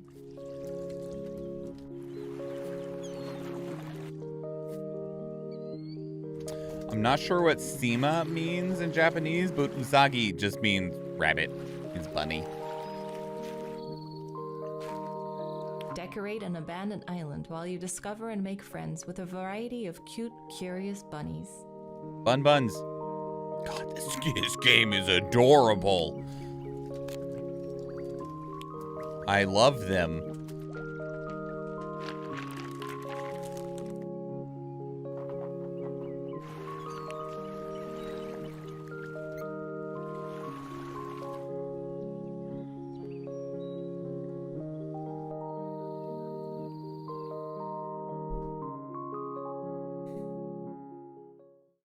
Oh, it's a mobile game. Is a joyful co-op platformer where up to 10 random players help each other using the unique abilities of 50 different characters. Karamazoo is a game about finding bliss in cooperation. Oh, Lord. Join a joyful team of up to 10 players online and combine your abilities to complete the loop. I'm an elephant. In Karamazoo, I'm a there are slime. million ways to share I'm a love. lantern. Choose one. I'm a kitty. Spit on your friends to make I'm a them llama. sticky. Sacrifice yourself to drop a helpful tombstone. I'm a corgo. Strip down to your trunk to give a leg up. Spin a spider's web for others to climb. Smash That anchor has a to butt. clear the way. I'm a whale. Sing your heart out to create the bridge. But you don't need a reason to carry your friends to victory. I'm an egg. Bask in their natural glory. Oh.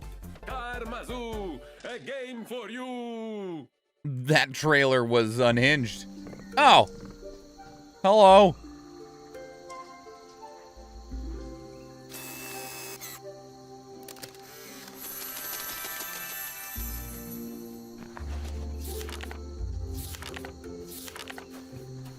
My brain has forgotten what those oversized rodents are called. What are those things called? Hello, Athena. A llama? Frog. Hop into the world of Kamairu, a cozy farming and crafting game where you breed and collect frogs, customize and decorate your very own This is the second refuge, frog game and work we've to seen. restore biodiversity in the wetlands. ROUS says no. Big rodent. What are they called? Capybara. That's it. We are just getting started, but I'd like to take a moment to mention our collaboration this year with the Able Gamers charity. Able Gamers is a nonprofit organization dedicated to improving Just realized accessibility and her enabling more people handle with is Kim disabilities to be Chica. able to play video games. They Kimchika. assist That's an individuals in amazing getting the peripherals they name. need, work with developers to improve accessibility, and more. We've partnered with the Yeti to offer 2 limited-time Wholesome Direct t-shirts to celebrate today's event, and 100% Oh my God, I of the love both proceeds of those. benefit Able Gamers. If you'd like to learn more, you can visit ablegamers.org and get your limited time t-shirts at theyeti.com/wholesomegames. Hi everybody, Steve Spawn here. Hey, Wholesome Steve. Games are great. They have great content, they're great fun, they're awesome to enjoy.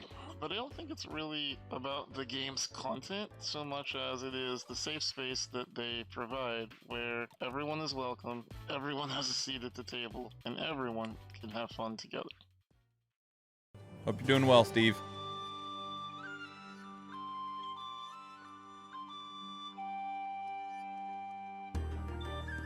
Explore a bright fantasy world in Paladins, a whimsical co-op adventure inspired by classic tabletop role-playing games.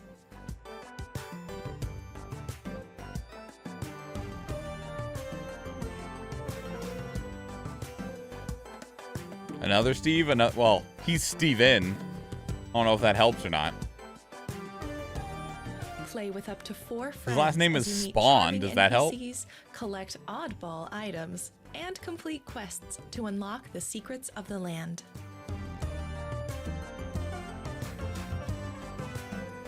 No? Okay.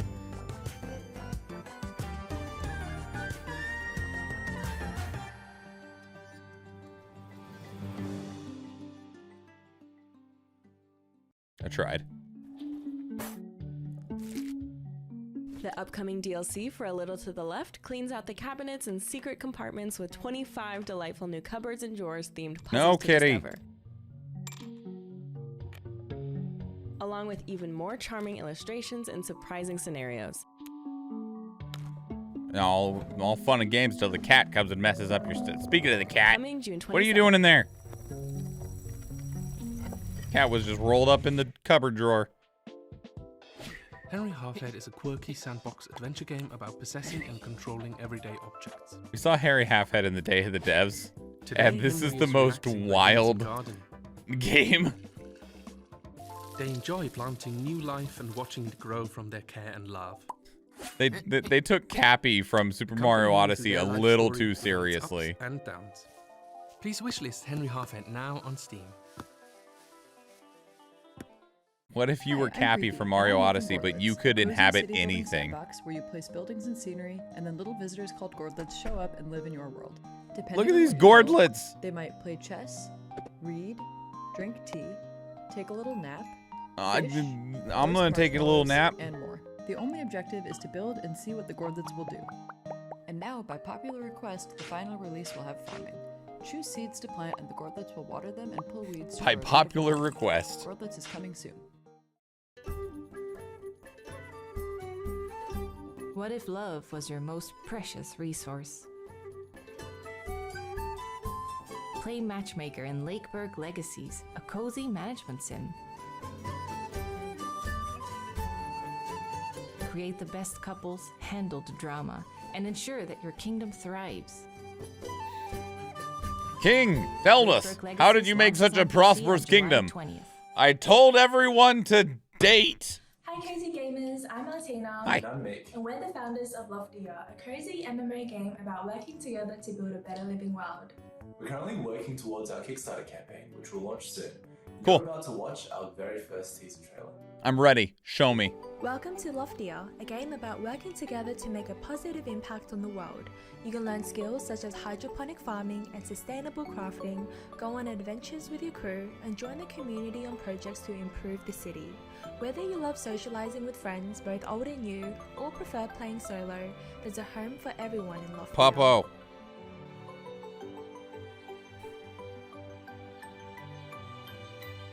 It was cute. Good luck on your Kickstarter. Or your crowdfunding, whatever you choose to use. Here it is. Beast Balls. Is that what it was called? This was also in Day of the Devs, but I can't remember what it was called.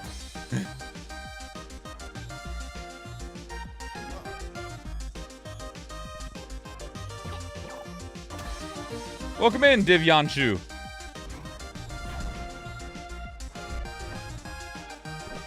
This is Pokemon mixed with volleyball.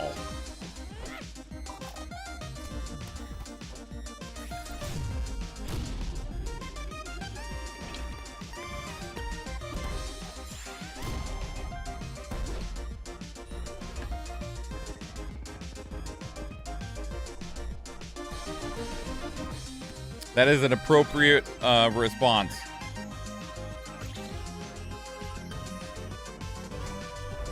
Like, it's cute. And you can knock out your opponents by spiking the ball into their face. And they're straight up gym leaders, but they're called like master teams or something like that instead.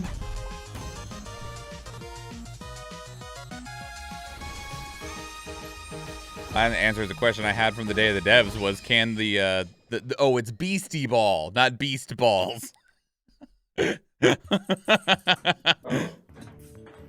didn't see you there. Hi, Noah. My name's Noah, but you might know me as Some Humble Onion. And for the past 2 years, I've been developing a little game about a little mushroom. Today, I have some very exciting news to share with you about it. So be sure to watch until the end. I think I've seen your stuff on Twitter. No, different mushroom. He's very cute, though.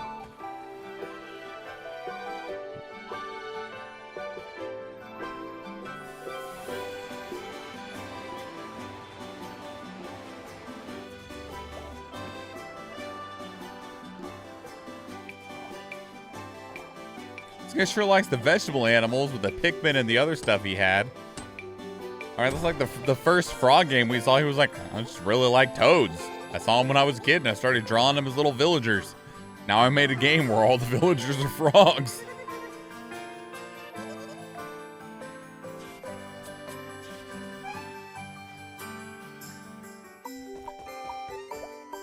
if this wasn't the Wholesome Direct, I'd be like, now watch, this mushroom is like, ooh, a dead body, and then it consumes it to gain power. Smooshy? His name is Smooshy? Smooshy. Smoosh.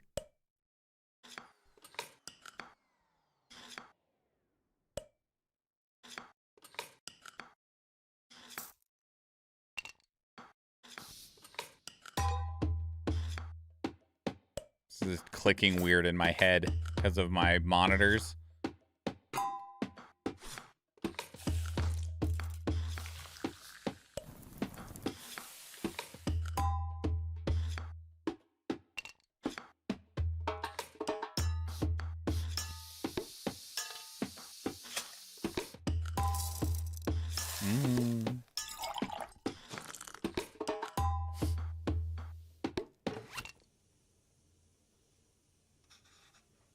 I like food.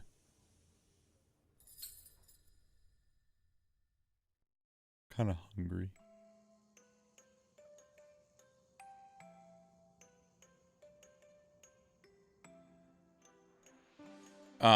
Your house?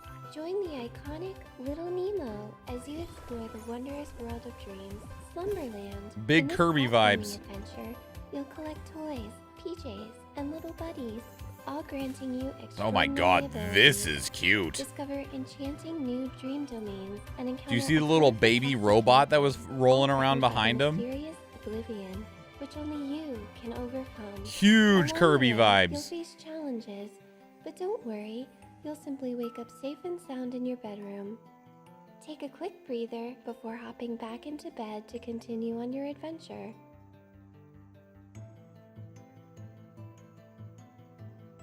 Little Nemo and the Guardians of Slumberland. Try the demo now on Steam for a limited time. Wow, that was precious. Next, we've got updates for 2 games from our friends at Sudesco. Stay tuned for the latest from Garden Witch Life and Orange Season.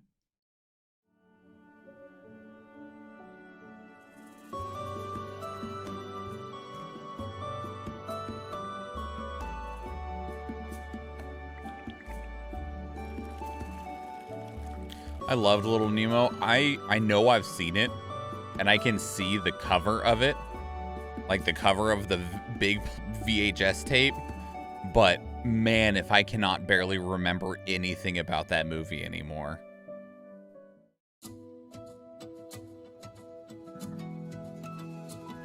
That's like my sister swears that I have seen The Borrowers 100+ times. And let me tell you what, I have zero recollection of that movie. That must have been like a trauma response escape film for me when I was like 5 or something, because I literally do not remember a single thing about that movie. We even looked up like some clips and screenshots. I remember zero. If you ask me, I've never seen that movie.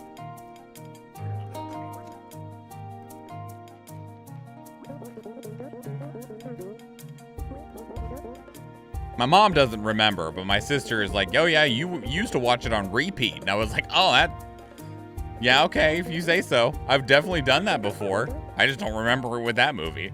I don't remember that movie at all. Should we watch it then? Maybe. All it'll do is upset my sister when I'm like, no, never seen this before in my life. Sorry, sister, that must have been a different dimension, because I have not seen this.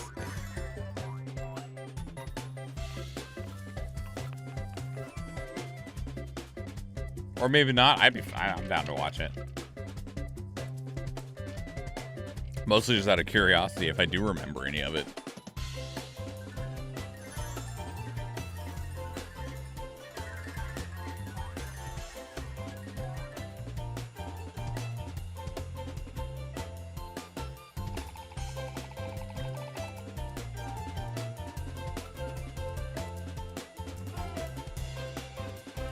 And we're seeing more and more games with these hand-drawn animations, and they're awesome.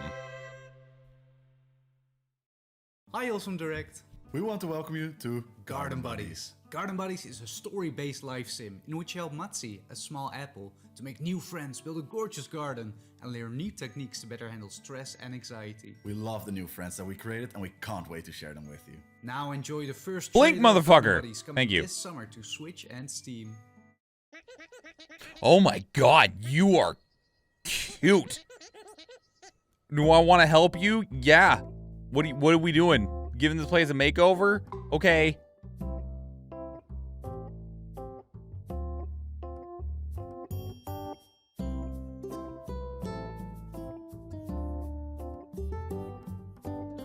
Befriend the plants. I like plants.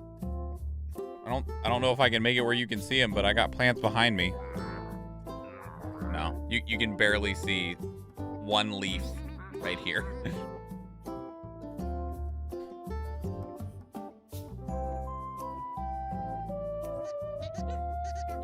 Oh my god, Mutzi, you're adorable.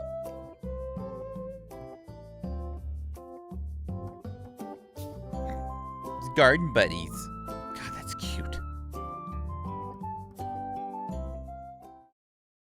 In a tiny sticker tale, help a junk donkey named Flynn in their journey to You call him a reunite their junk father. donkey? Use a magic sticker book to take anything from the world around you and turn it into a sticker. Use your creativity to stick them back in different places, solving puzzles and helping your new friends.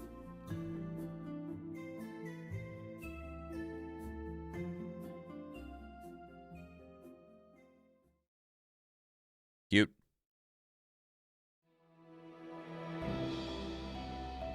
World premiere.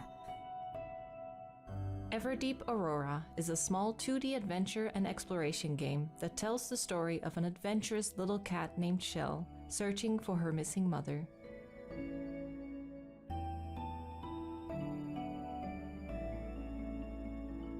The game window with the information on the sides gives us like a big retro vibe because it's at a different aspect ratio for like the main gameplay part.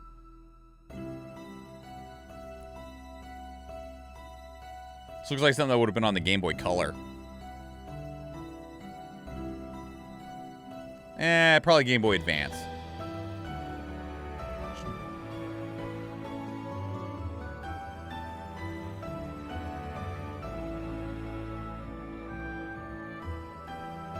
This unexpected quest will unravel many secrets about the world around her.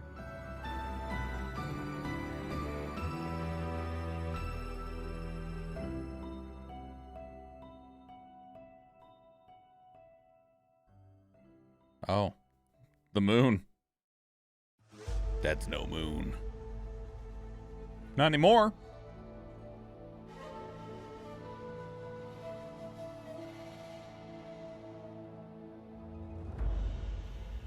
From the creator of Omno, Kibu is a tranquil adventure in the heart of the wilderness. Where's the little devil inside at? That game is just MIA. Build out a temple, tend to your garden, brew delicious tea, and adventure out into the wilds to harvest the riches of nature.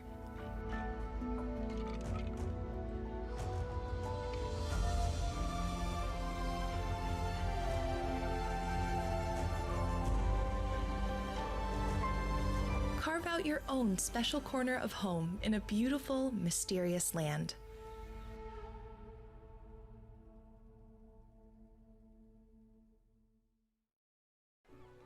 In this cozy platformer, play as young witch Flora, who cooks and delivers tasty treats to the townsfolk of Grot. Fun. You're a witch.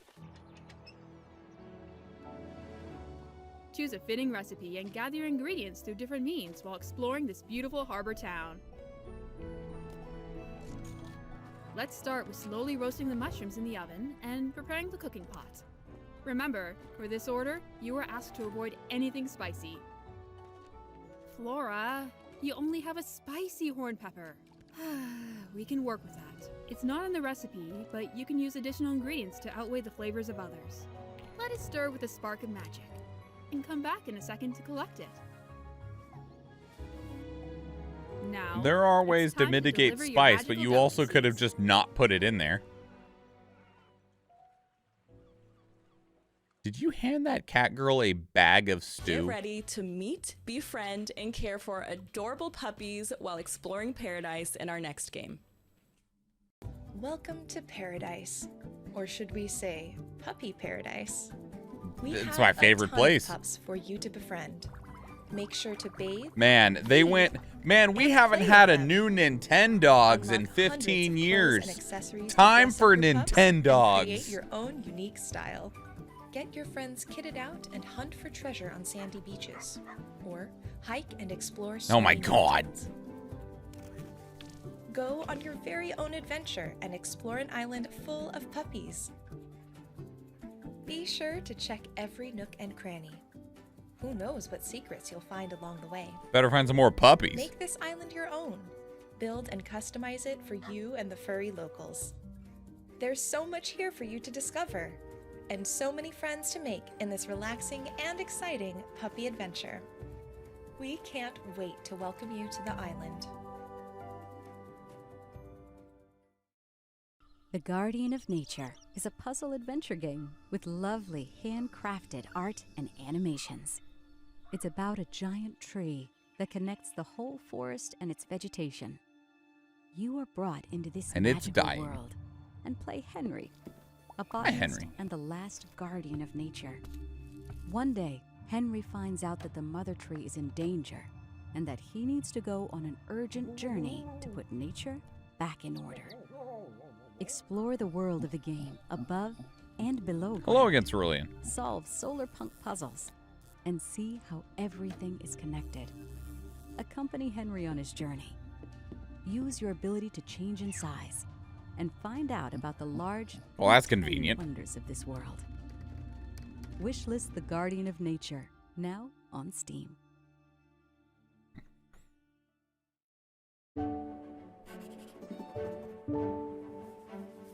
Welcome to Townseek? Look at those little jellies. Look at that little Pengu.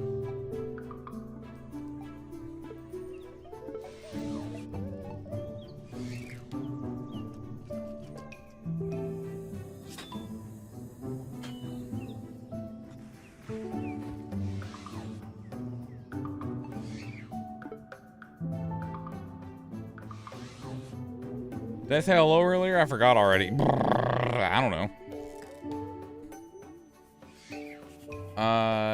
No, you didn't. You just dropped a little lurk, Kupo lurk. Unless you consider that saying hello, which I accept.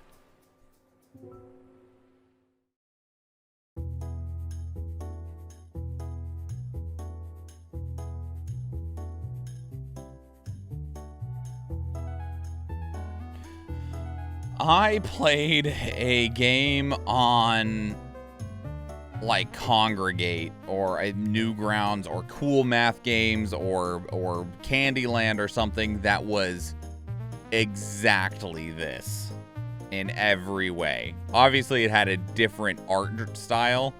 Like, I think we were connecting pipes or something like that, but functioned that exact same way. You need to connect A to A, B to B, C to C, and they couldn't cross over one another. Meet Trexito, a T-Rex with short arms that has one dream: to become the best pizza maker. Good luck, Rexy. That's what happens when I choose muscle memory to support lurk on start. I appreciate it all the same. Thank you so much, Cerulean. The competition's conspiracy could ruin everything. Oh my god, this is adorable. This whole showcase is called the Wholesome Direct or Wholesome Showcase. Wholesome Direct. So it's just an hours long worth of games that are supposed to be wholesome. Unpacking is a Zen game about the familiar experience. Unpacking of on the possessions phone out of boxes is and putting them genius. into a new home. That's a great place to put that game. Coming to phone and tablet later this year. For those just I believe the joining, Dino we'd game like was to called take a moment to Manita's remind you Kitchen. about our collaboration with the Able M-A-N-I-T-A-S Gamers Kitchen. charity. Able Gamers creates opportunities for people with disabilities to enjoy video games by providing specialized equipment, advice, and education. They assist individuals in getting the peripherals they need, work with developers to improve accessibility, and more. And this year, we are partnering with the Yeti to offer 2 limited-time Wholesome Direct t-shirts that celebrate today's event, and 100% of the proceeds benefit Able Gamers. If you'd like to learn more, you can visit ablegamers.org and get your limited-time t-shirts at theyeti.com/wholesomegames. I'll have to go see how much those t-shirts are. If they're an approachable price, then I'll probably get one, because I really appreciate and support Able Gamers.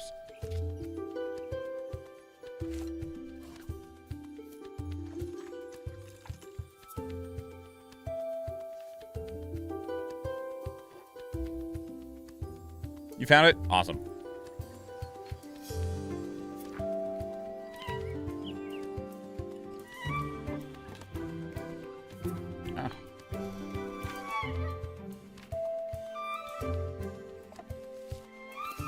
Yeah, wishlisting helps their metrics a lot. It's one of the easiest ways for them to negotiate funding.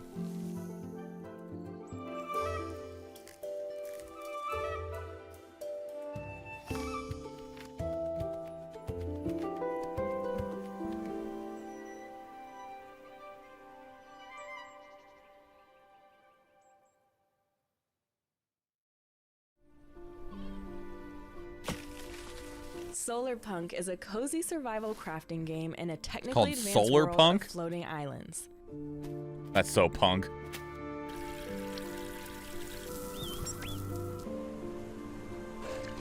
Live in harmony with nature and use sunlight, wind, and water to create an energy system and automate your processes like gathering resources and watering your plants.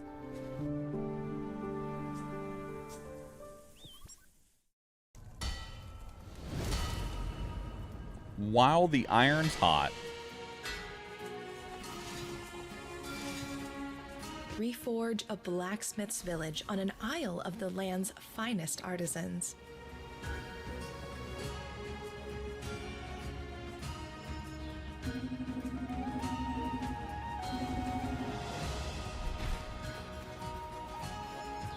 Step into the boots of an expert smith for a crafty adventure filled with mystery and charm.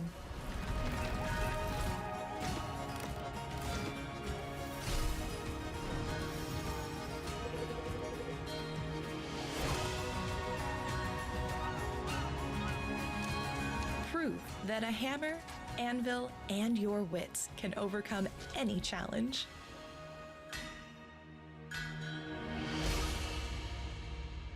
That one actually looks pretty solid. Coming up next, we've got a fresh look at the life sim Wildflowers and some of the recent updates it's received, including additions to the romance, farming, and character customization systems.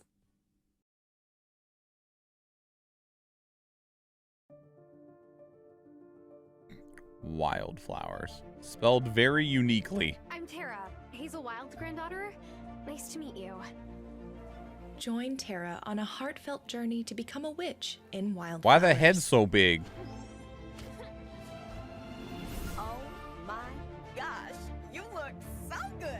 Farm by day and cast spells by night as you craft your cottagecore life and bond with your coven. Cute. Do you believe in witches? Do you believe in witches? Maybe.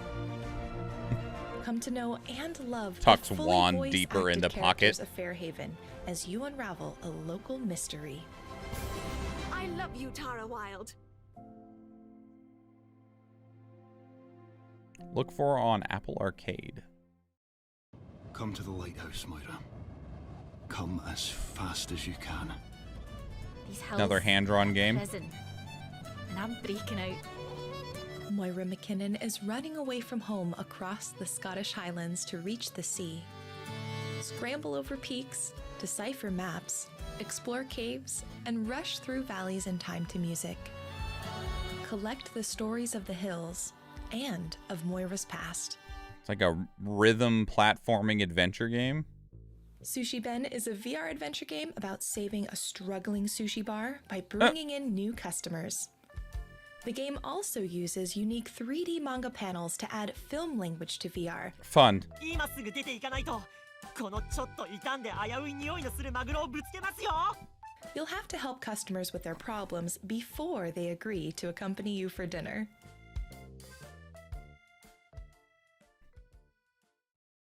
Here's the latest from Snufkin, Melody of Moomin Valley.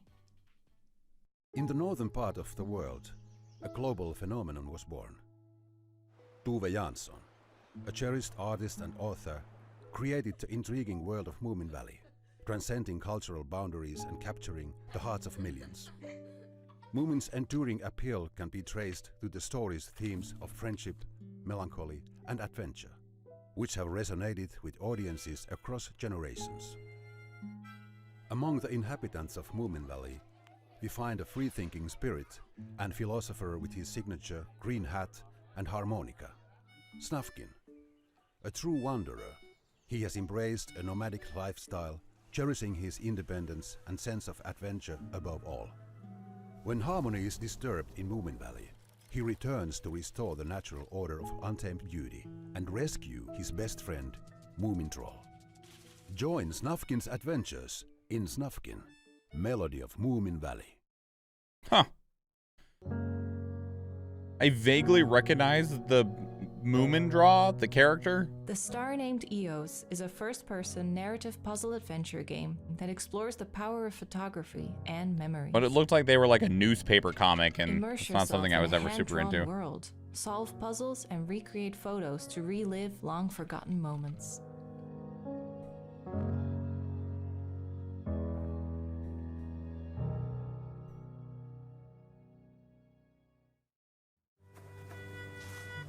Verb.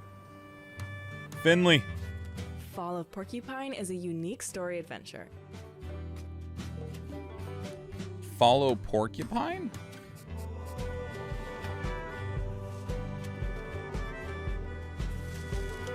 Experience the exciting story of Finley and his friends in a lovingly illustrated world.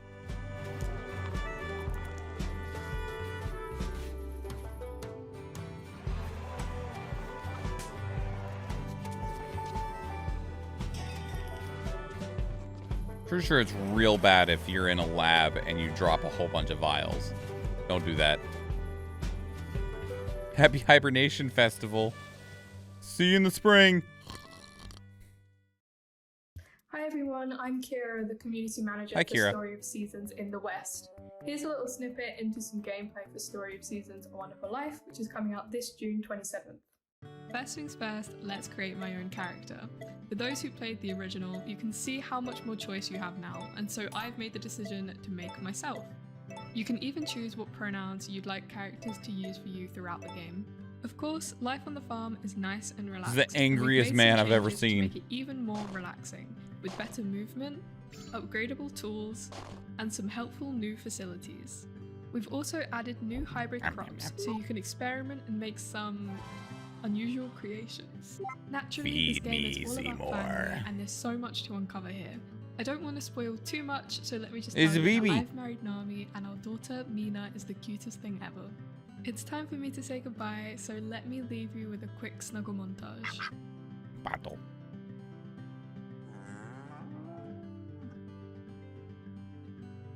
Story of Seasons, A Wonderful Life.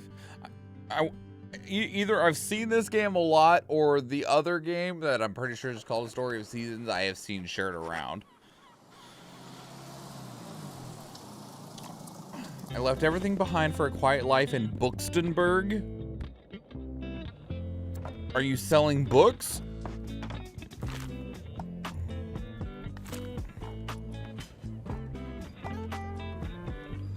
Dude, imagine a book truck. Instead of a food truck, it's a book truck. Ah, yeah. You're trapped in here now. Lured you in with delightful literature, and now you're mine. Closes up the truck, drives away.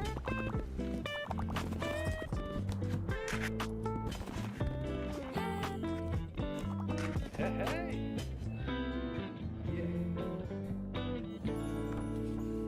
Tiny bookshop. Now my brain's like, how feasible is that in the real world?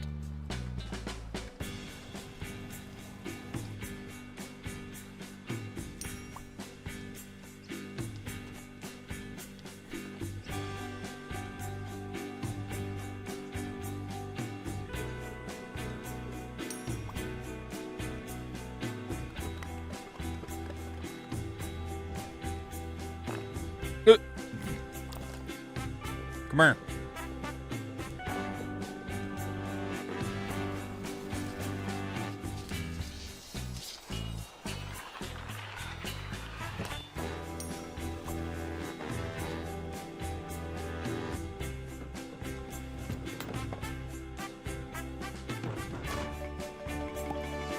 I'm pretty sure when I was a kid, I had some blocks that were very similar to these through and through. Some of that stuff looked very familiar. Next up is Campfire Cat Cafe, a mobile game where you build, manage, and design a relaxing cat cafe and snack bar in the forest. Don't you threaten me with a good time.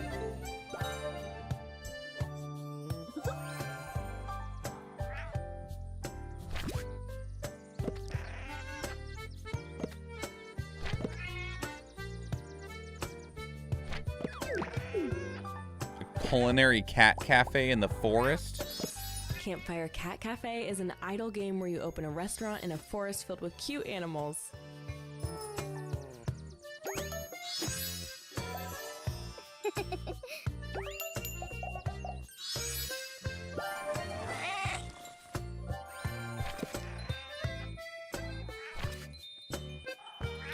Just nervous about it being a mobile game. Mobile games are always questionable. Decorate and level up your restaurant and open new areas and activities for your customers to enjoy.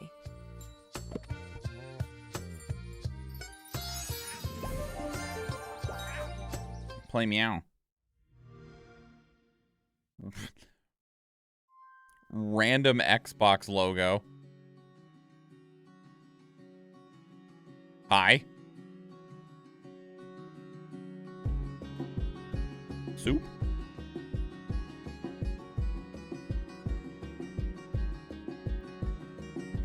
Oh, that's running great. Miho must venture through a world of endless deserts, floating mountains, and talking beasts, outsmarting thieves and meeting quirky characters along the way.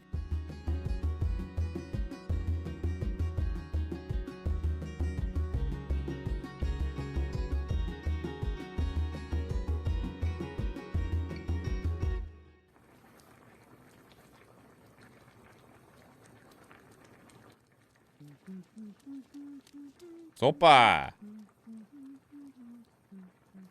Cute.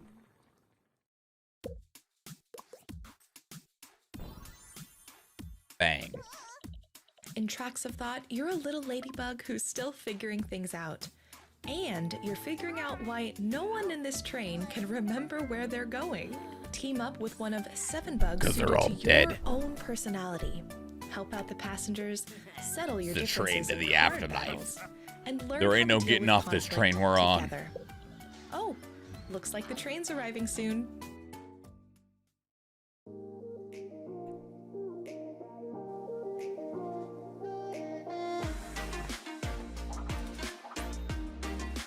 I got a phone.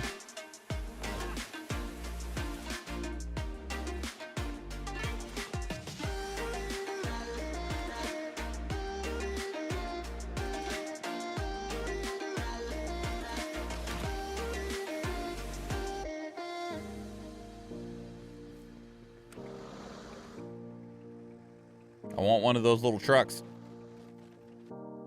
Put, put, put, put, put.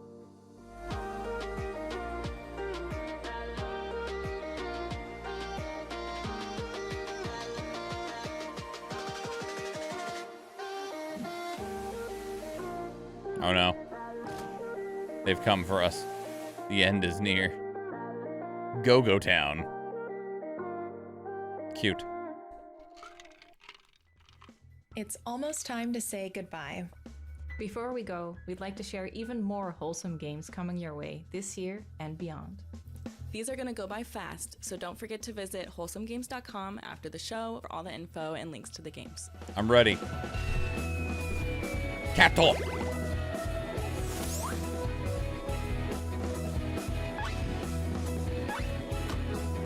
Puzzle platformer. This got loud. Calm down. Let's revolution. It's an interesting looking game.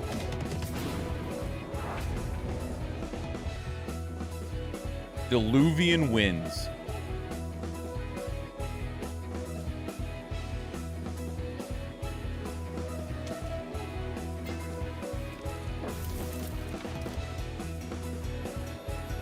Ducky's delivery service.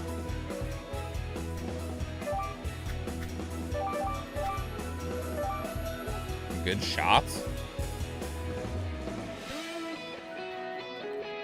Tall trails. I'm so tired of seeing that stamina circle. I don't know if Breath of the Wild was the first one to do it, but I fucking hate seeing it. Petite Island.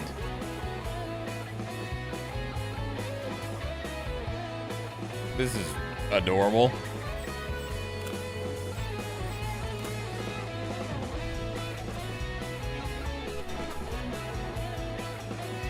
Oh my god. Quilts and Cats of Calico is this one's name. Skyward Sword had it before Breath of the Wild. Did they? I don't remember it in my brain right now, but I believe you. I still don't like it. I don't care which one was the first one. I don't want to see it anymore. Pizza Possum. The Last Alchemist. Ah, I do remember Cerulean. It looked like orange slices. Yes, I do remember. Okay. Mars First Logistics, they showed off either a Day of the Devs or... I'm pretty sure it was Day of the Devs. It looks hilarious.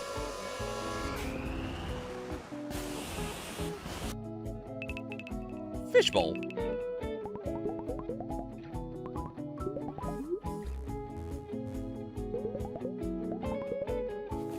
I don't know what that gameplay was, where there was like stuff flying across the screen that you needed to move, but that looked stressful. Mirth Island.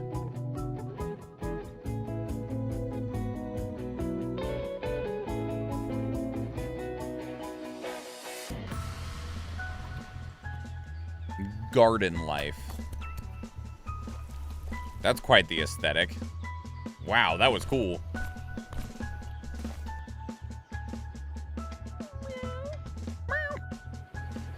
Sonya.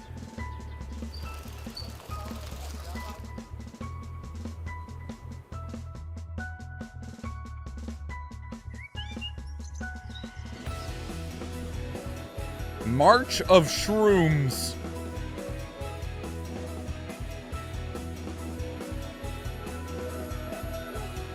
Oh, there's another game that seemed very, very similar to, and its name completely escapes me at this point in time. No, Toaster Ball! We decided to figure out just how complicated we could make Pong.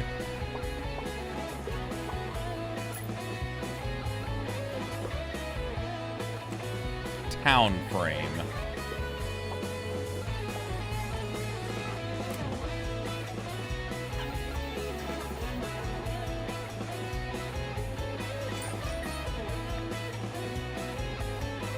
Window Garden.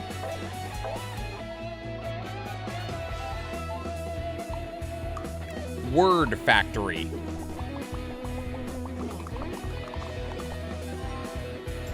I don't know what's happening.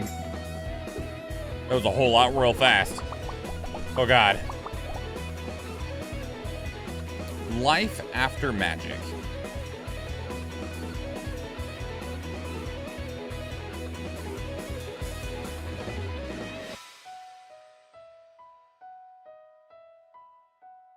Athenian Rhapsody. Is that a Bohemian Rhapsody?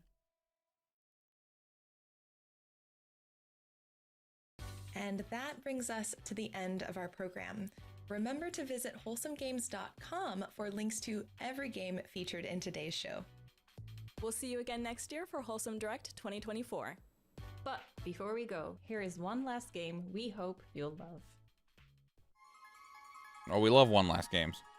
We love one last things. Fields of Mystria. You look familiar, character, but it also could be because you just have big 90s anime vibes. This looks like if you made Stardew Valley on the Game Boy Advanced, which is fine. Himbo Hayden.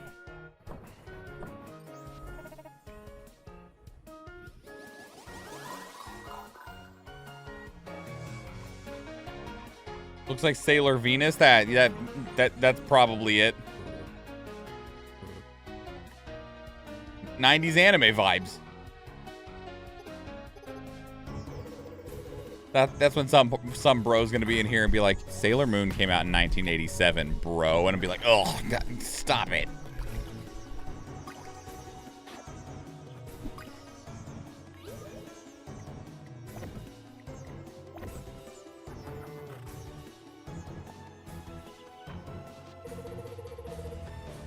There you go. There's Sailor Venus again. Their name is Celine this time, though.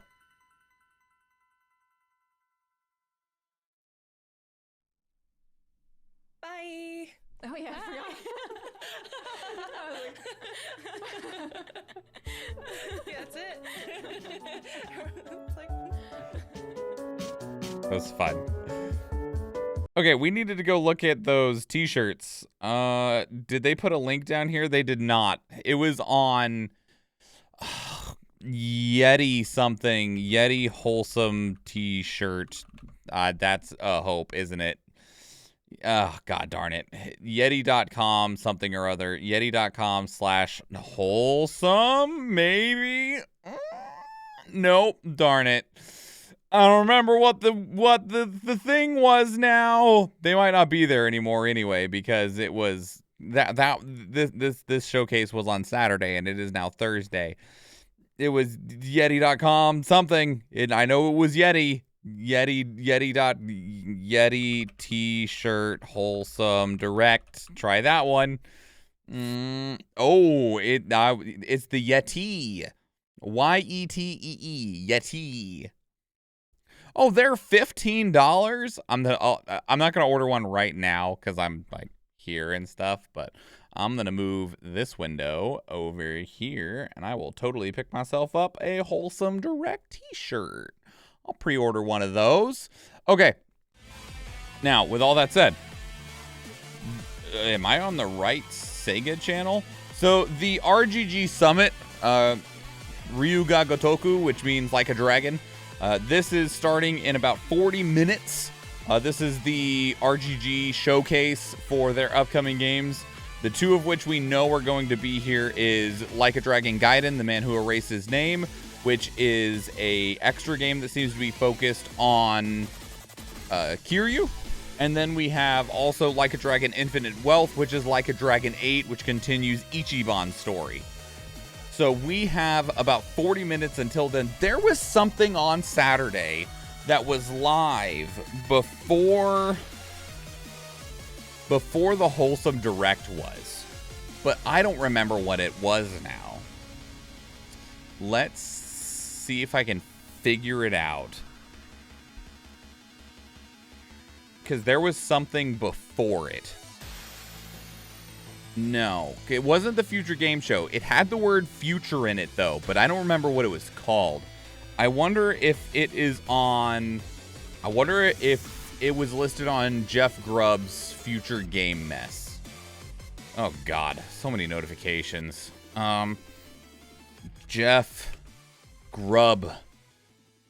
Grubby. Oh, God. Twitter search. Twitter advanced search. Thank you. Twitter advanced search. Game mess. From @Jeff Grubb.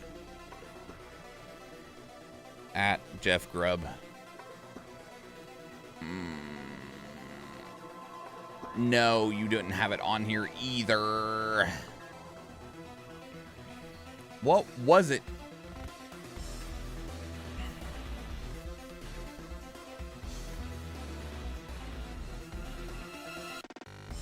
I feel like I saw you mention it. Do.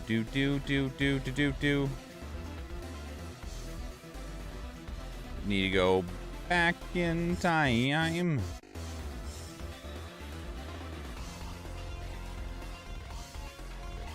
The Future of Play. That's what it was called. Future of Play Direct. How long is this? It is 46 minutes. Is there a countdown at all to this? Yes. This is the perfect amount of time. Let's grab the Future of Play Direct. I see Rune Fencer Ilya in there. I'm going to go to the bathroom real quick, and then we'll watch this, okay?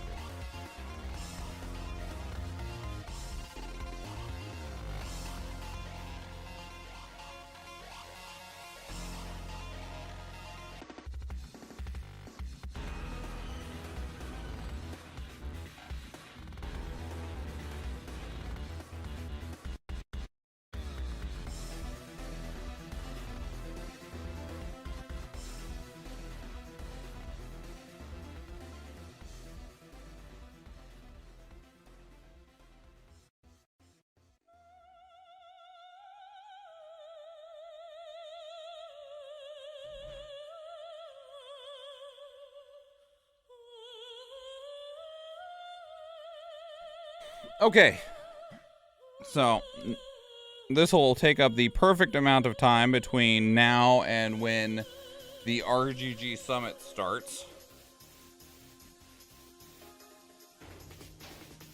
So let me pause that. I don't actually know like anything about this Future of Play showcase whatsoever at all. I had not heard of it until I saw them on Twitter. So sorry, that's loud as hell. Let's see what it is. I see Rune Fencer Ilya. I'm already interested. I know you've been waiting, but it's finally here. Future of Play Direct is back. It's been a while, and I know you've missed me. Yes, Ty, it is hard to disagree with the facts. And Gamer Tarasu, you know I can only speak the truth. And the truth can take wild turns. Just when I think space is getting cold, your energy warms me right up. Good news for us, the wait is over. Future of Play Direct has entered into orbit and is reaching out for a cosmic transmission. So get comfortable, but not too comfortable. You need to be on your A game for what's to come next. Things are about to get dangerous.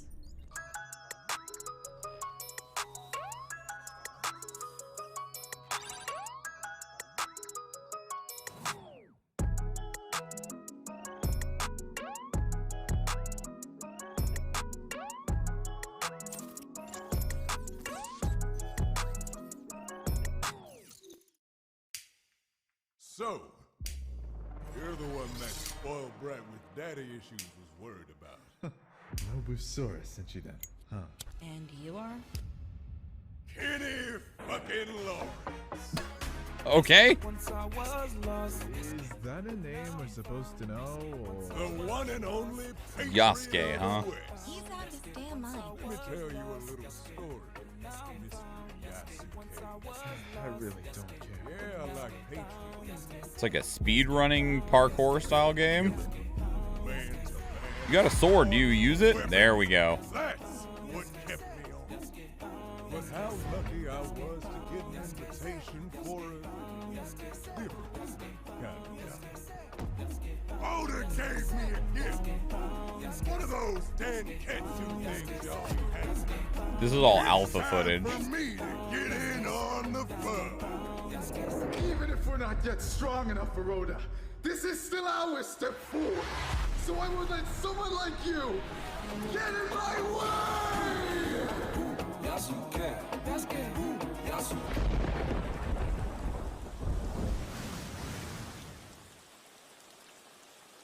Is this a new game or still part of that last one?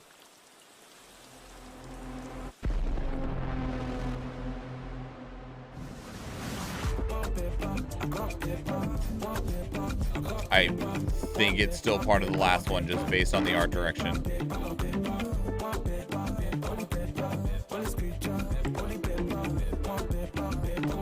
Man, that font is hard to read, my guys.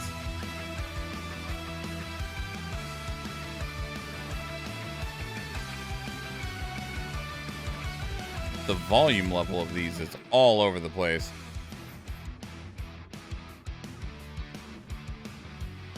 We saw this at one of the other showcases, right? It feels vaguely familiar because I remember seeing like the Wirebug looking movement ability, but I don't remember what it's called now.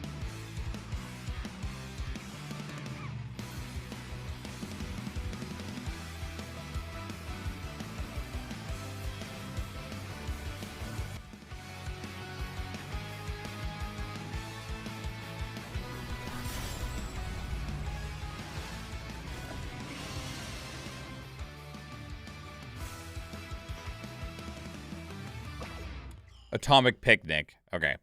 I do remember that.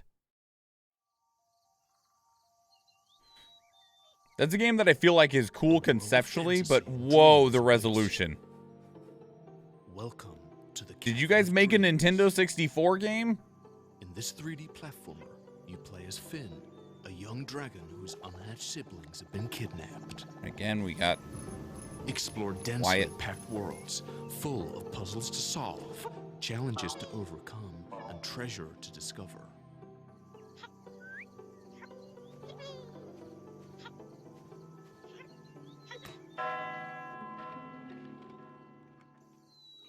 Meet a whole cast of strange creatures and whimsical characters. I really want them at the end of this to announce that it's actually getting an N64 cartridge, because that would be amazing and hilarious. Like those people that have released their new games for like the Sega Genesis, that you can, they're expensive because they have to be like made, right? But they're like, it's like a $50 cartridge and you get the game on freaking Genesis. Jump, fly, swim, strike. Save your family from the darkest depths. The mystery is yours to explore in Cavern of Dreams.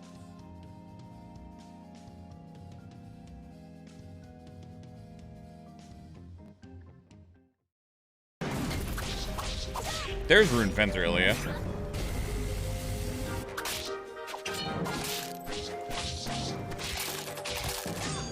They just had a very successful Kickstarter. They're supposed to release early next year.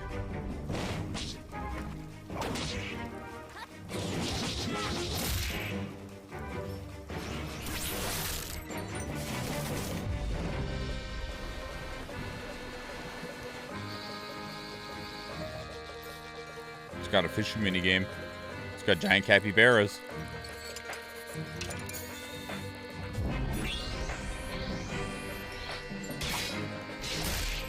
Oh, sorry, Skelly.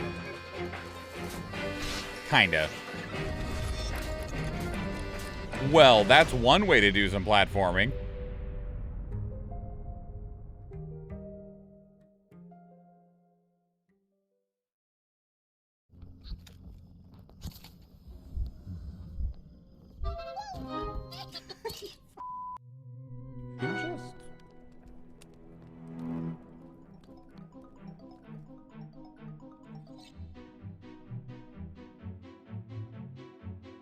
Pretty sure I'm getting a spam message on Twitch right now.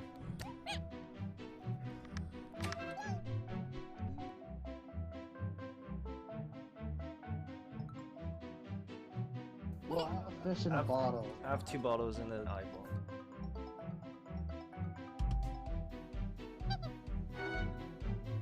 Oh, sorry. I got the mouse right in the middle of the screen. Oh, no, I don't. That's their mouse. Dang it.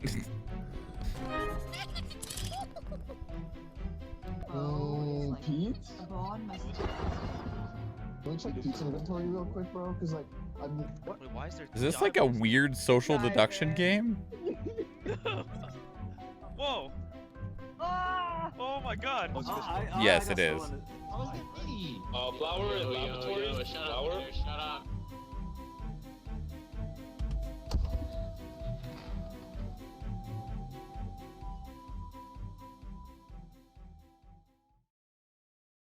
Do one more, or what's up? Yeah, we could do one more. Okay.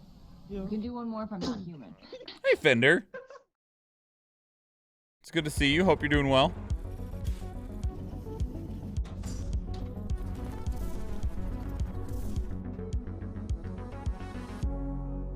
Another factory-style game. Rogue planet to build something that could save our own.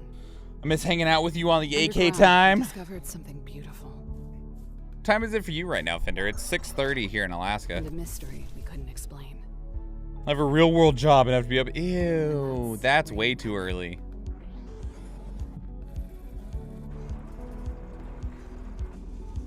Oh, it's 10:30. Okay, so you're Humanity Eastern is time. counting on you, groundbreaker. So am I. Let's get to work. Hello.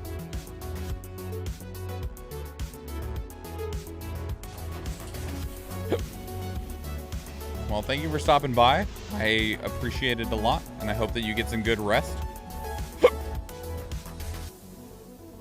Tectonica. So it's like a factory sim that you also do like some mining and stuff in. So, Donovan seems to be handling his predicament well. All things considered, I mean. You sure it's this way? I do want to help in any way I can, Kai. You can help by staying out of it. Oh, get out of here! Hello? Kai? You out there? Oh, thank God. I thought I'd lost you. This reminds me of a game that Athena played somewhat recently, but I can't remember the name of it. You're like a plane crash survivor in the mountains. It was a frustrating experience, though. Wait, power station? Out here? Well, I hope that you're finding happiness in your new location, Fender. And I'm always happy to see you whenever you come by. I understand it doesn't work out as well for you because of time zones and stuff, but still appreciate seeing you.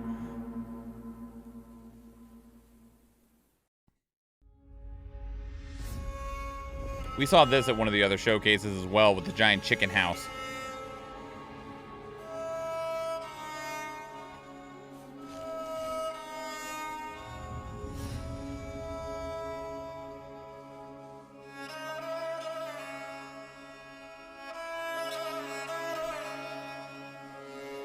Chicken house, chicken house. Yeah, you customize your chicken house, and then you take your chicken houses to other places.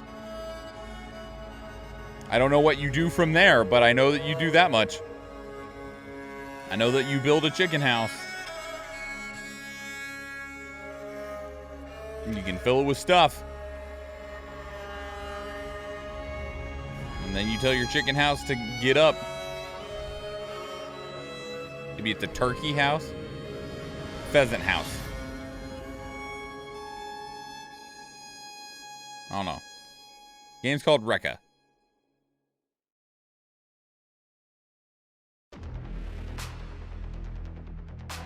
What's this? What's this cyberpunky looking thing? Somebody's in a boxing ring.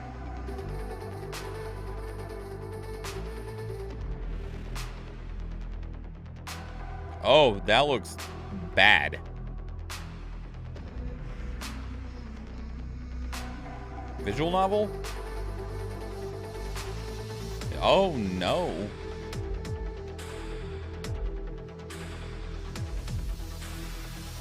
No, gross. Love Shore? Also, I'm gonna tell you what, I don't care how fucking hot you are. If you get up real close to me and right before you kiss me, you exhale your entire fucking cigarette smoke. Gross. Like, gross. Like, that guy just exhaled a full drag's worth of cigarette nast all in that other person's face. Oh, you're dead. Oh, no. Well, you still might be dead. Okay, not yet. run. I don't know where to, but...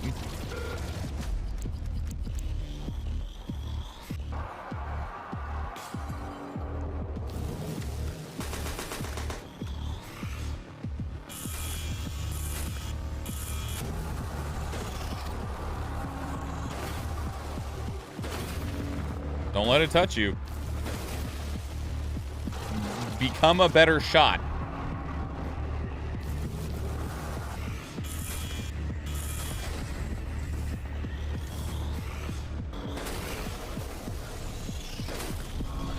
I don't think you're making it out of there.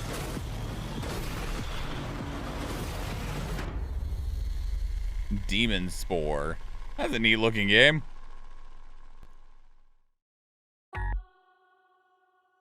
Hi. Missing no? Is that you? Throw a master ball at it.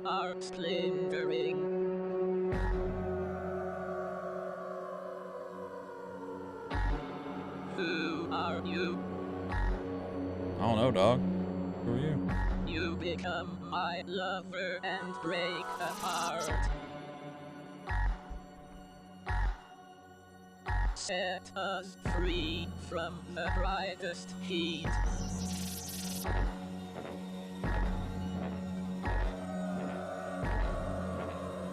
The loudest color. This looks like a grand time. Oh, Lord, how dare you? Oh, why?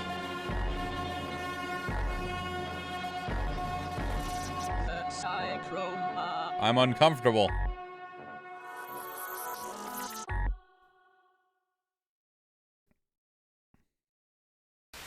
Meet Playdate, the little 1-bit game console that comes with a crank and 24 free games. Plus, people are making great new Playdate games all the time. Here are just 3 of the latest. I'm Rakashi, and I'm working on Faraway Fairway, a golf game about uncovering secrets and exploring mental health, and I can't wait for everyone to play.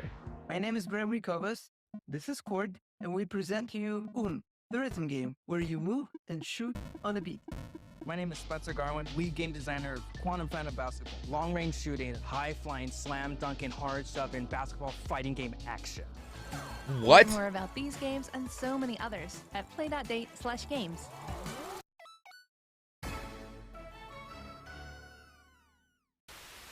If all of my interruptions were that interesting, I wouldn't mind them all that much. But now it's time to get your hands dirty. If you want to travel through space, you have to take risks. The cosmic forces that be have aligned for the Galaxy Fund kickoff, and it's starting right now. We're all joining forces to help uplift developers with bold new ideas who are working to bring their experiments to life. Over 200 of you have already contributed, and I'm sure you're seeing some familiar faces. All funds go directly to developers making new, really, really cool shit. And now, it's your turn. Put on your goggles, roll up your Those were a lot of sleeves, and descriptions, let's make Athena. some That was a galactic lot of chaos by words. contributing to the Galaxy Fund. The future comes from innovation. I've already seen it. All we need now is you. Fundraiser's happening right now till June 24th. Let's get atomic, baby. Power supply in need of charging. Initiating power saver. Yeah, I already Power, forgot what the huh? game was entirely. Well, I have just the thing. Computer, switch to solar. Let's get some energy back. Initializing solar power. That's alright. It's for the little Playdate console anyway. We saw this during the Wholesome Direct, I think. Oh no, everything is just blurred together at this point. That's one bad thing about events like the Summer of Gaming, is that so many things are shown off that it's hard to even remember any of them.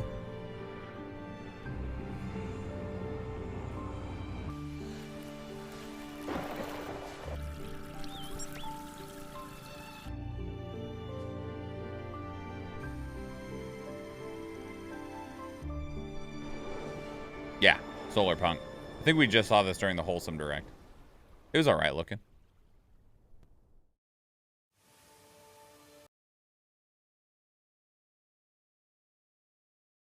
It's not me.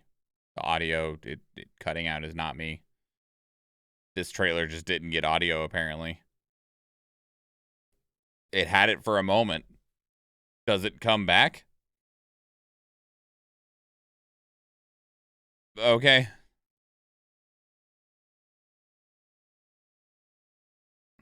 We'll just wait a minute.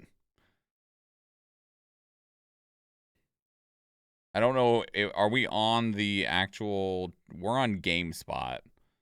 So this might be a restream of the original stream, but I'm not sure. Let's hope it comes back. But it was memorable. If it was more my style of game, it might have been memorable. Its name is pretty cool. It's called Solar Punk, but it's kind of like a farming management sim with kind of steampunky vibes to it.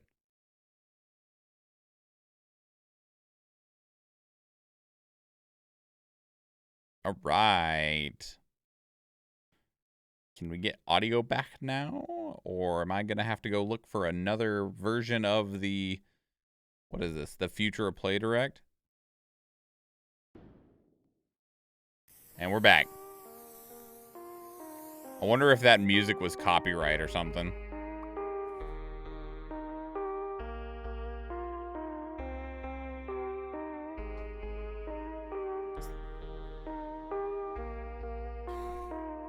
Graffiti Simulator.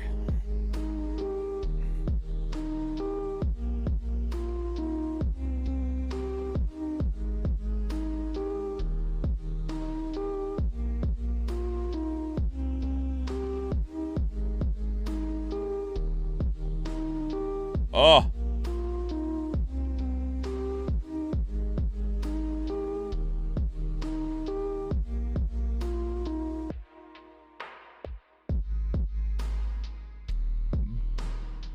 Bombing 2, A Graffiti Paradise.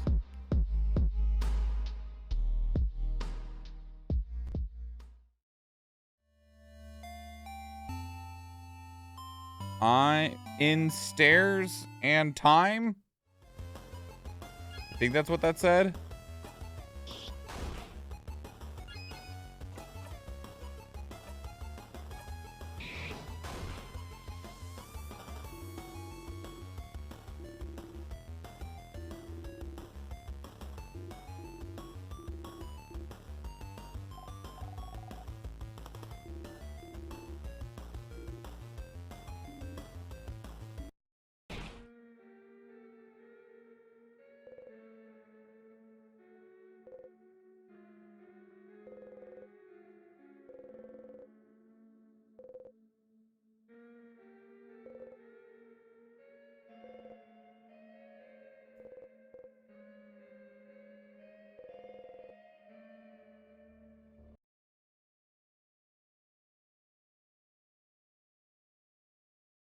Okay.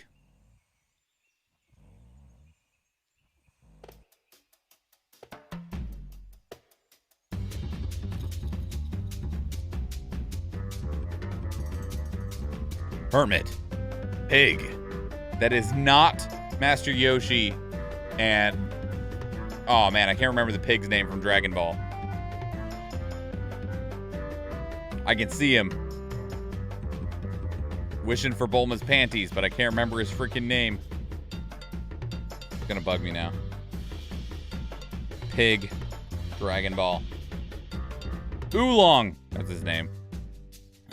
Shoulda just thought of food. Everyone in Dragon Ball is named after food.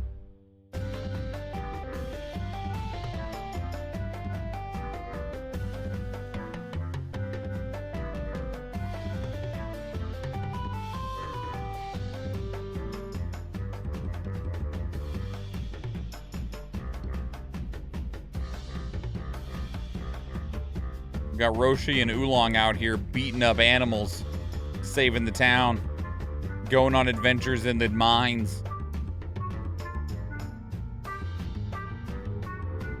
Did I say Yoshi or Roshi? Don't know.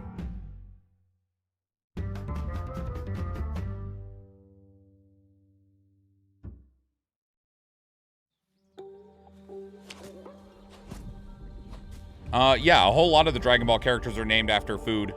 Like, especially the Saiyans. Vegeta, vegetable.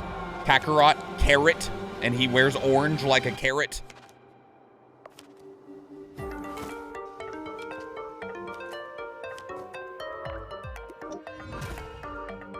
Like, I think everyone from the Saiyan planet was all named after food. And then there's a lot of other food-named characters as well.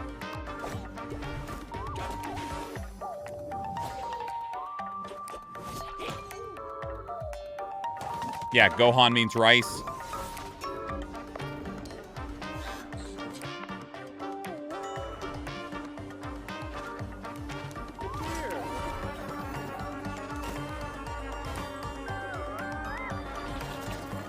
I wouldn't be surprised if a lot of other ones are also, like, close. Like, I'm sure someone has summarized it up somewhere. Like, I don't know, maybe Chi-Chi is supposed to be close to kimchi, but yeah, a whole bunch of them are food-style names. Or connected to food. Frieza, and Frieza's brother's name is Cooler.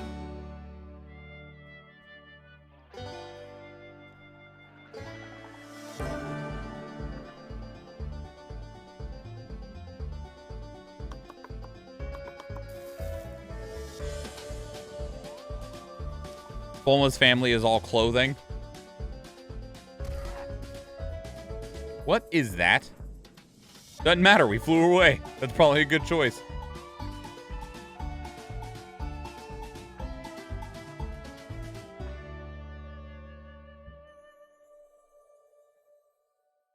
Is Krillin named Krillin because it's like krill, which is a shrimp, and is that why he's small?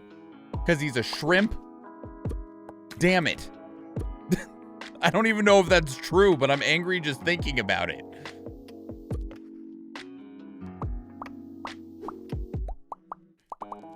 Looking at this game gives me anxiety. This was also in the Wholesome Direct, and I just saw all these factories pumping out letters into words at the top, and I just was like, I don't want anywhere near this game.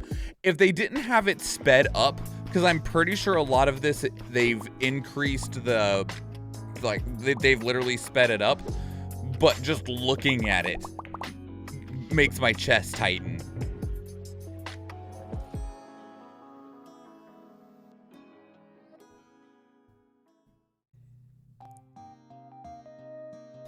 Gordlets, on the other hand, was also at the Wholesome Direct, and this is wholesome. This looks adorable. You manage a little town, and the better you manage your town, the more these little Gordlets show up and live in your town. And they just hang out and they play chess and stuff.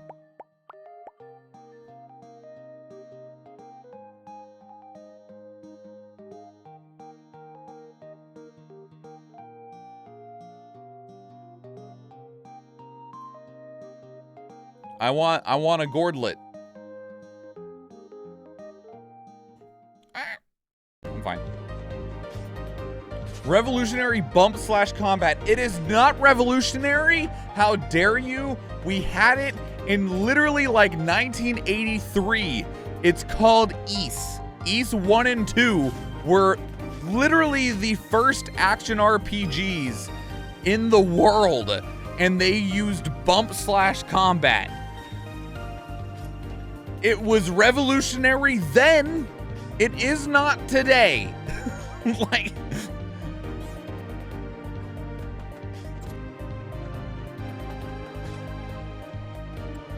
yeah, wise, which is how I see a lot of people pronounce it. I don't blame them when the name of the game, it doesn't even have the apostrophe in it on the actual title. It's just YS, but it is apparently actually pronounced Ys. Ys.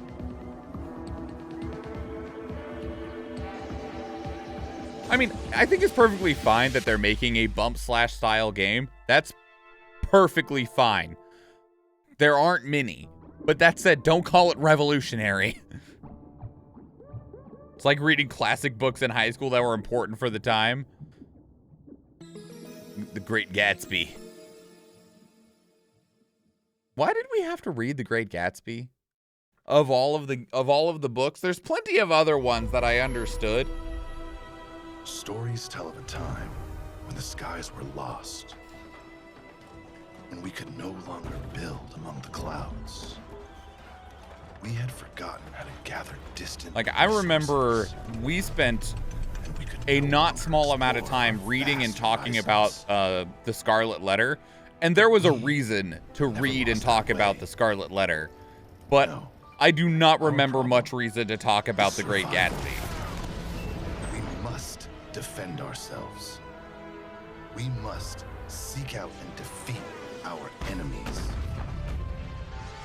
Is this a tower defense? The Airborne Empire. But like a really unique take on tower defense? Airborne Empire? Maybe.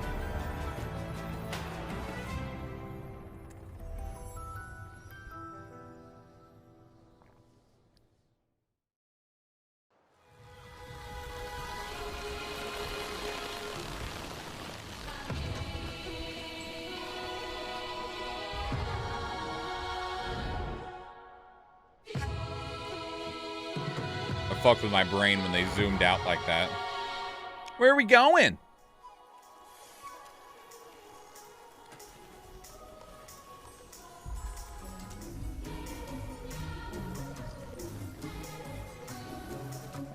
Do not get close to the edge. It would both be cool, but also insanely stressful to live in a village that's on the plateau on the back of a giant walking beast. Like, that's cool, right? In a sense.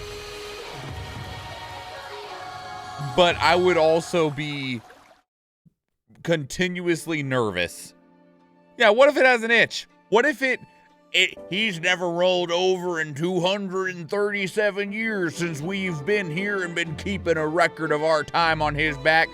Okay, he's a creature. He can do whatever he wants. You'd be like, oh yeah, he's never stopped walking.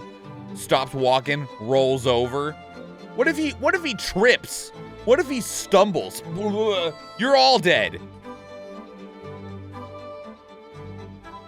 Of course, maybe because he's never stopped, that's why they can't get off. They're like, what do you want us to do? Jump? Like, unless he decides to lay down carefully at some point, we're trapped back here.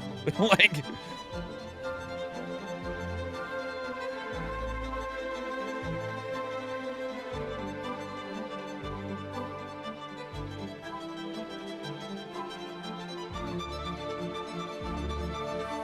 got to climb up to the top of its head and hope that it leans over for a snack at some point so that you can get off.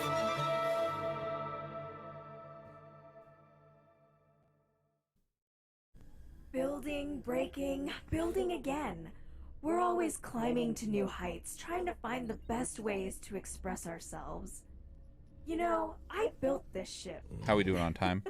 Yes, Okay, yes. perfect. With help, of course. Team effort. Enough introspection. Don't want to become too sentient, right? Let's finish off with some cosmic bangers. Something to get our blood Some rushing. cosmic I bangers. picked these especially for you. I don't know, Athena. Your guess is as good as mine. This is a VR game that looks wild. Sushi Ben.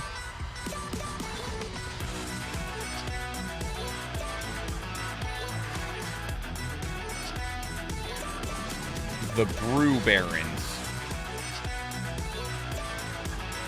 I can see some people being into that. Videoverse? Okay.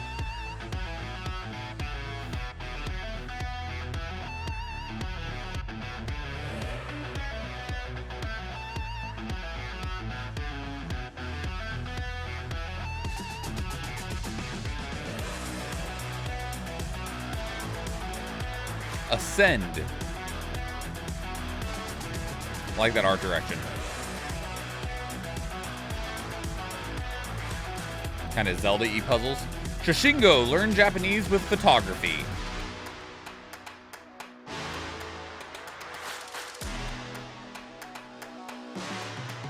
Take pictures of stuff and learn what they are in Japanese and stuff. I like that. Communite, build together.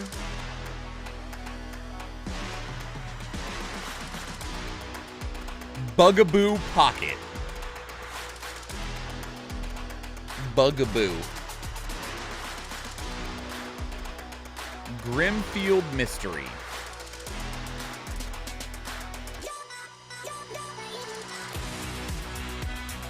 Touch Starved. Is it a visual novel? It's beautiful artwork. Slope Crashers. I want to be a snowboarding capybara, thank you.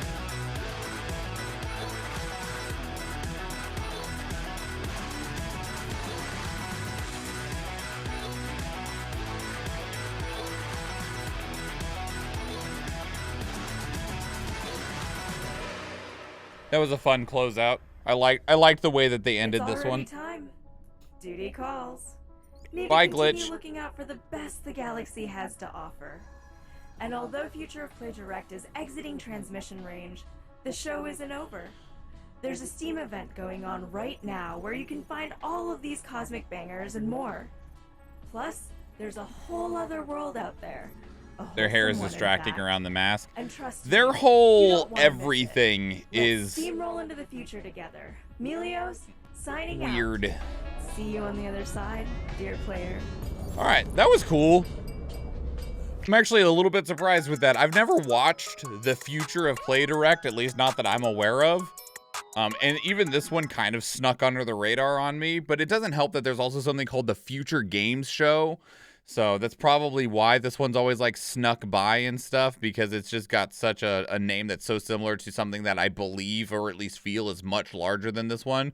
Because the Future Game Show actually has like I think Intel is behind it. So there's a big name that's putting that one on. But yeah, so that's a Future of Play Direct. There was new stuff in there, like stuff that we didn't see in any of the other showcases so far. And we've watched a lot of them. So, cool. Now, we got one more. Uh-oh. Where'd it go? Did I? I did. I searched it here. Okay. I was like, oh no. It was gone. Hopefully this is in English. We'll find out. So this is the RGG Summit. Ryuga Gotoku, which means like a dragon in Japanese. RGG is the studio that makes the Yakuza games, now called the Like a Dragon games, because they're actually called Ryuga Gotoku in Japan. Moving forward, the series will be called Like a Dragon. We are expecting we know at least there's going to be 2 games here, which is Like a Dragon Gaiden, The Man Who Erased His Name, as well as Like a Dragon Infinite Wealth, which is Like a Dragon 8, which is the sequel to Like a Dragon 7, which is the story of Ichiban.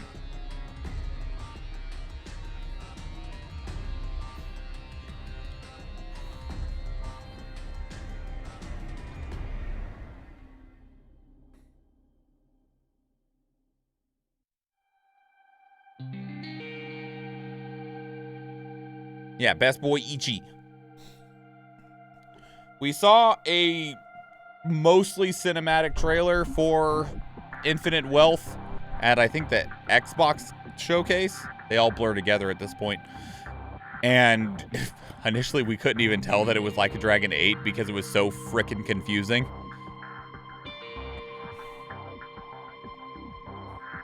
My brain initially thought that Like a Dragon Infinite Wealth was like a spin-off where it was just the company management mini-game from Yakuza 7 Like a Dragon, but just made into a full-fledged game. No, it's Like a Dragon 8. And I was like, oh, okay. Thank you for clarifying that, RGG on Twitter. Or wherever. I think they had an interview with like Push Square or Polygon or something that clarified it. Hello?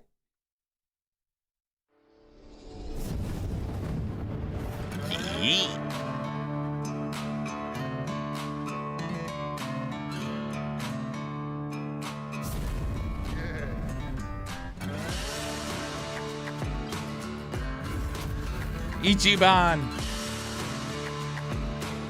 as our boy.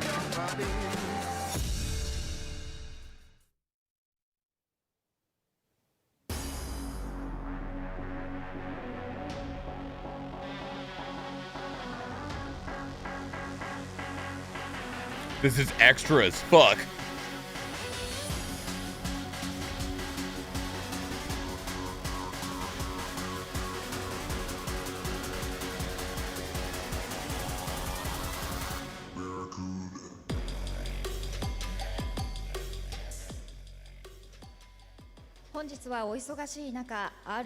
Thank you very much for coming to this event, RGG Summit Summer 2023 today. And thank you very much for watching the stream too. So she's going to be the host today, Atsuka Uchida. Audio balance. So RGG Summit 2022 was in September last year. And today it's going to be RGG Summit 2023. We're going to be introducing newest info and upcoming titles to everyone in Japan, North America, and Europe, and everyone in Asian regions. Please enjoy the show. The person that is being translated is louder than the translator. Alright, first of all, we'd like to introduce representative and producer of RGG Studio, Masayoshi Yokoyama-san. Please welcome him to the stage. I'm sorry. If there was anything I could do about it beyond turn it down the whole show, I would.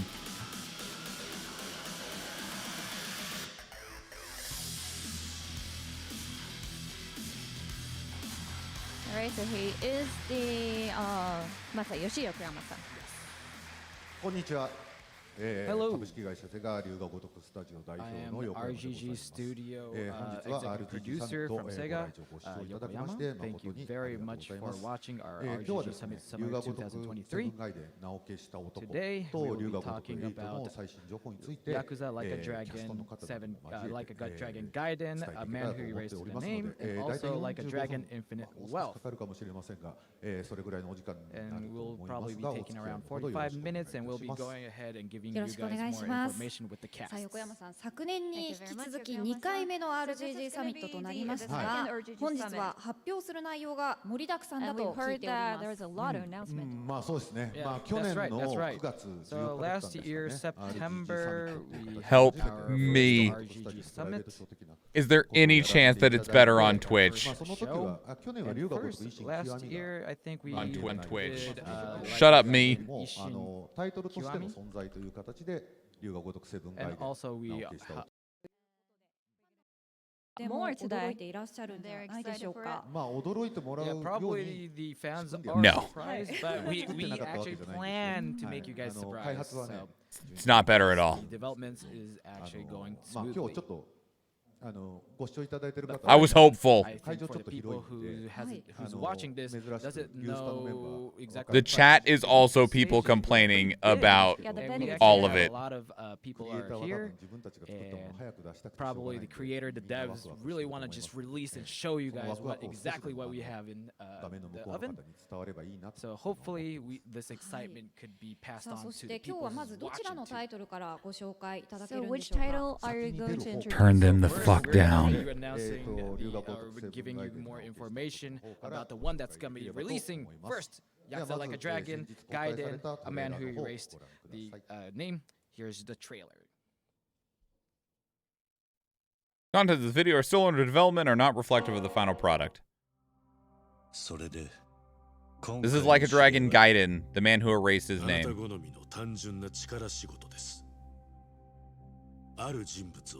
警護していただきます。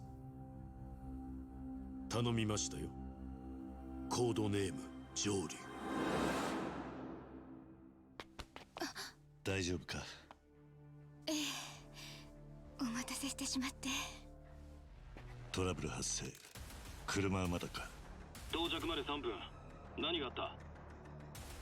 お前らも今回り右すりゃ無事に帰れる。さもなきゃこれから起きることは全部お前らの選んだ結果だ。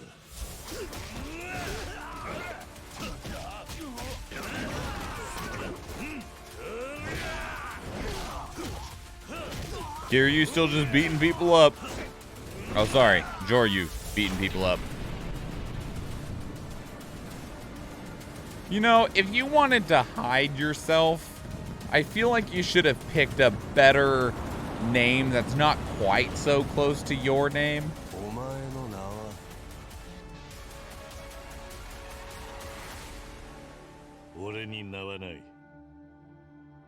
Like, Joryu and Kiryu, they're not the same, but they're close. November 9th, huh? Okay. はい、映像をご覧いただきましたけれども、 Thank you very much. かなり気になる点も There are a 多 lot い of ところで things は that あ I り want to ます ask が、 about. まずですね、主人公の桐生一馬のこうビジュアルが The main ちょっとい character つもと違 Kiryu うのではない looks か a というと little ころが different. 気になり His まして、 outfit ちょっと渋めのファッションに looks like な he's っていますよ wearing ね。 their classy kind of dandy suit. Yeah, exactly.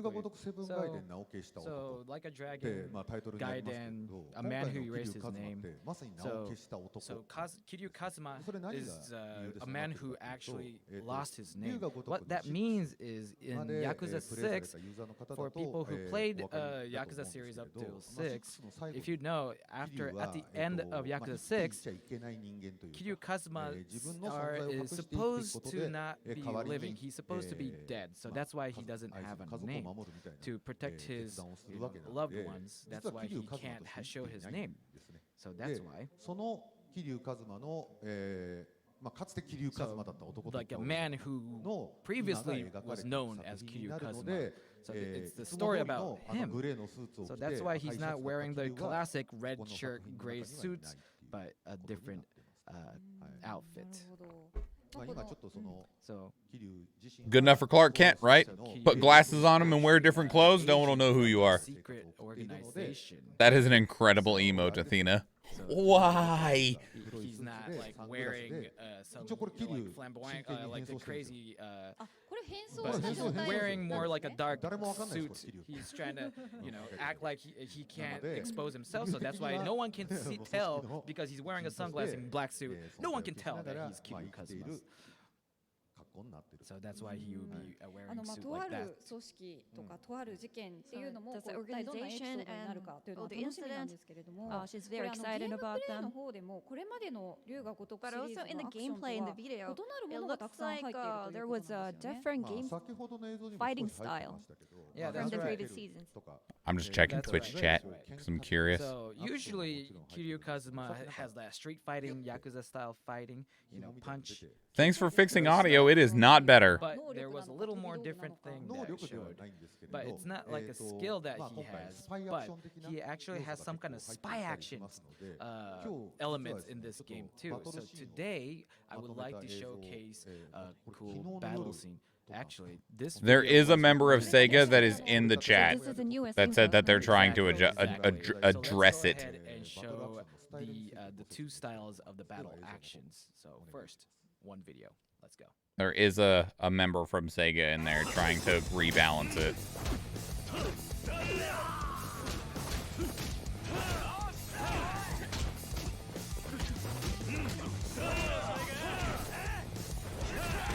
Good thing they're all just standing there waiting to get beat up. And only coming at him maybe one at a time.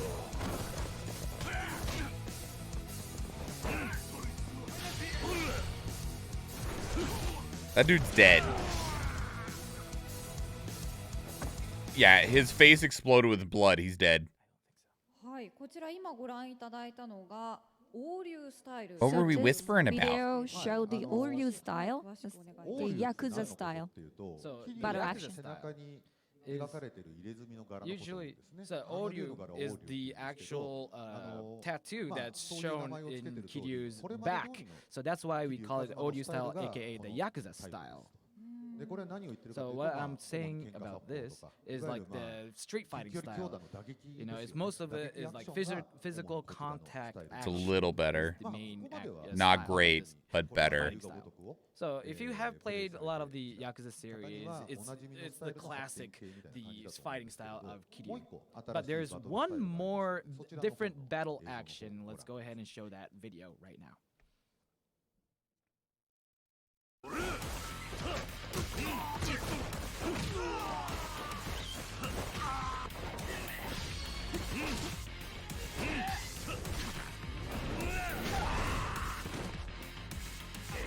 Sucks to be that dude.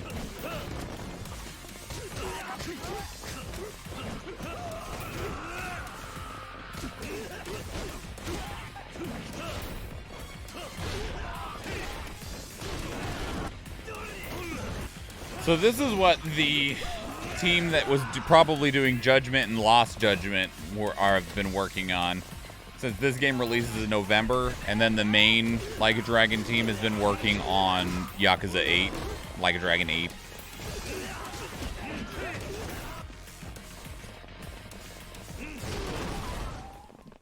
Kiryu has the freaking like monofilament wire that like Walter does from Hellsing. Other style. So yes, this is the new battle action, the agent style.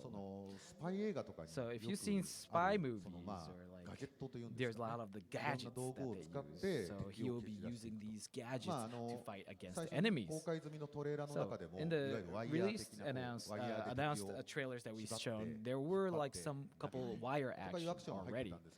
But now that you saw, there was drones too. So you can send drones too, and you can actually confuse the enemies, and then you can kind of use. So it's more for fighting against multiple enemies, and you'll be able to use it efficiently against the different, depending on the situations. So kind of added this battle action to match the style story of this game. So Yakuza series was always about Kiryu Kazuma being the solo main character. So I wanted to kind of showcase another new style of the battle action in this game and have player enjoy. VOD's wired action looks like the spider webs. It looks very interesting with all the new gadgets too. So the one thing that we actually have focused and important in mind in the Yakuza series is because we're fighting, it takes place in a city, so we're fighting in the city. So you want to use like anything that's around in the city, like bicycles, signs, and be able to uniquely use those in different situations. And that's why that in recent series, like all the other series, you were able to do that. But now you can use the wire and bring those signs or objects. So hopefully the battles like strategy has improved / changed, updated with this agent style as well. So hopefully you will enjoy this style as well. Thank you very much for explaining a lot about the battle actions. And I think fans are very curious about where it takes place, the story. Yeah. Some people have realized probably, but yes, it is taking place in the city. So this story, it takes place after 3 years after the Yakuza 6. And also, there are like stages that showed up around there too, the previous games, and also Yokohama as well. But the main location would be the Sotenbori. Probably, if you think about why. So the story is about Japan's ultimate Yakuza organization takes place in the story too. So that's why we wanted to have this Sotenbori. I think a lot of fans are very familiar with Sotenbori.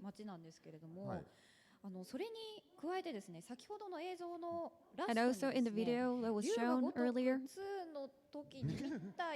I feel like I've seen it in Yakuza 2. There was this golden castle in the video. Yeah, sorry if we're talking about all the previous series. Probably some people who there are some people who haven't played yet. Apologies. However, they got 5 chairs sitting out there, and one dude is standing in front of them with a microphone. Is this Osaka Castle? Well, something that's really similar to that.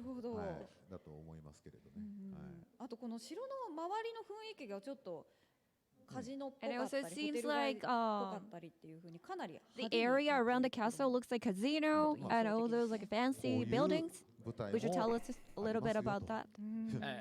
We wanted to showcase that we have stages like this as well. So I wanted, it's like a miniature, like it's an area that kind of looks like a miniature city. Like if you look at the picture, you can kind of tell a lot of it, huh? You can see Colosseum too. So, well, anyways, there's a lot of interesting sites here. And also, I want to know a little bit about the character who was sitting on the top of the tower. Oh yeah, it was in the trailers too. But, so that guy in the blue suit is a really, really important character in this game, but it seems like a lot of people are like, talking. It seems like they really want to show up, come on stage right now. So let's go ahead and have our guests over and talk about the characters. So please welcome all the guests. First will be Takaya Kuroda, who is playing the role of Kiryu Kazuma. Please welcome him onto the stage.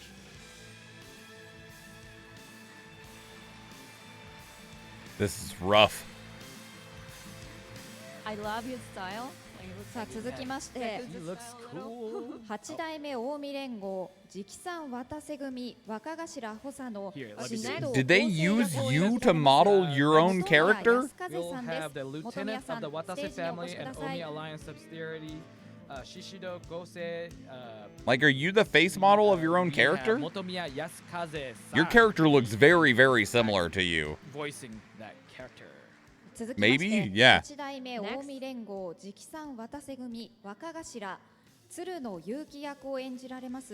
think they did for him too. Got a similar nose. Playing the role of Yuki Tsuruno Yuki, a captain of Watase family, an Alliance leader. And last but not least, the person who will be voicing Akame, who will be the Sotenbori's jack of all trade, First Summer Uika.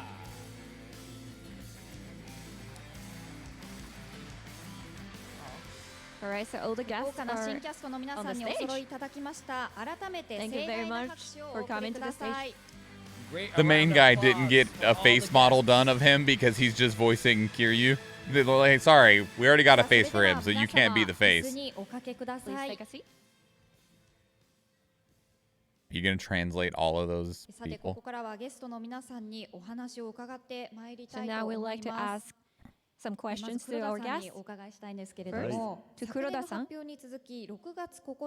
I will be amazed if this is actually done in the 45 minutes that they estimated. Fans' reaction after the trailer that was shown on June 9th. So, like, you know, Yakuza, like, the story ended, my character story ended at Yakuza 6, so, but then all of our fans were really rejoiced when the trailer popped up. Now that Kiryu's coming up, a lot of people had a question saying, what kind of game system would it be now that Kiryu's back? Bro just flipped off the camera just casually. So it has been 7 years since the Like a Dragon 6, Yakuza 6. And there was going to be another story about Kiryu.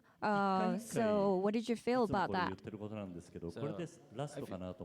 I'm happy for work. Like every question that I asked, I always feel like this is going to be my last time to play Kiryu. And especially when we finished Yakuza 6, that was like the end of his story.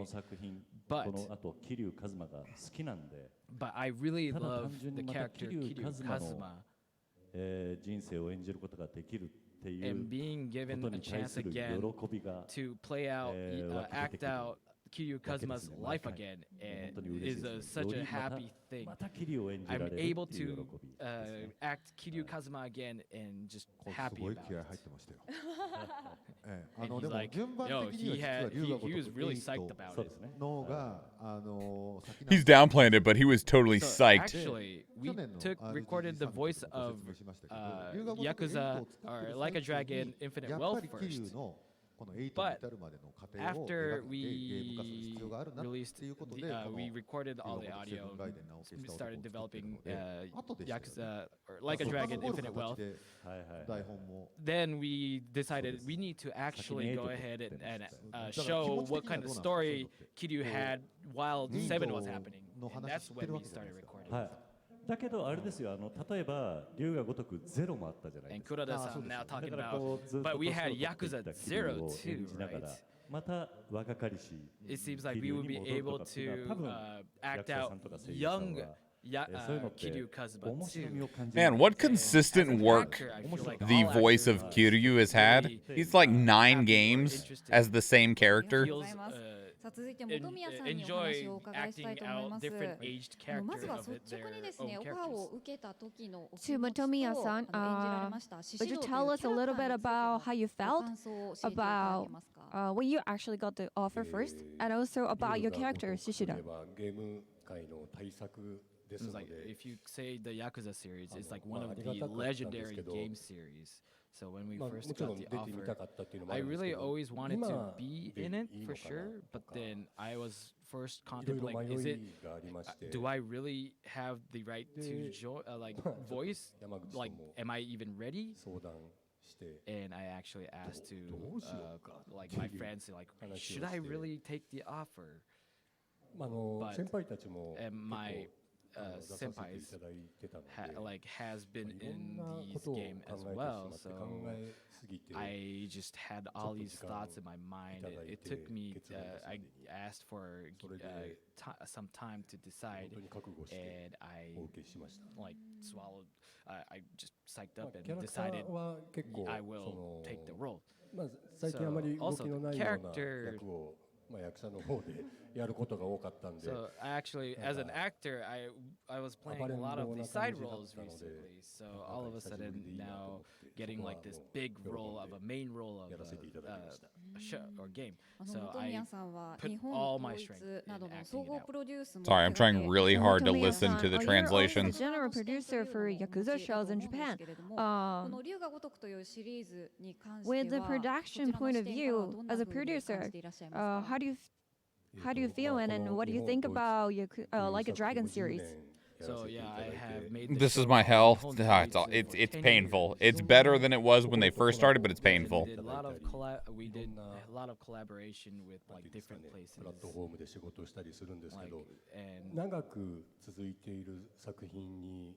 And there's like one thing that's similarity across all these shows or games that's been a long time, and there's always like someone who they actually have like a heart to the game series, and we have like talked and played with Yokohama-san, and all the game developers had like so much love towards this Yakuza series, and seeing like I actually realized like each person puts their heart and soul in this whole game, so it felt like working with them. Probably even worse for you, Athena, because you can actually understand both languages. Talk to these actors. We always talk about like what kind of acting, or like we always talk about acting usually, but then every time I talk with Motomiya-san, we always talk about how it is like to be a producer all the time. So they would tell me like, oh, we're doing this kind of show, producing a show like this, and then while I talk about like producing the game like this, and being able to actually share ideas and be able to study with him from each other. Yes. They shared a lot of stories, and they shared like how they do their work. And asked a lot of questions to each other, and we pretty much like we were able to study each other's like works. Right, shared our opinions.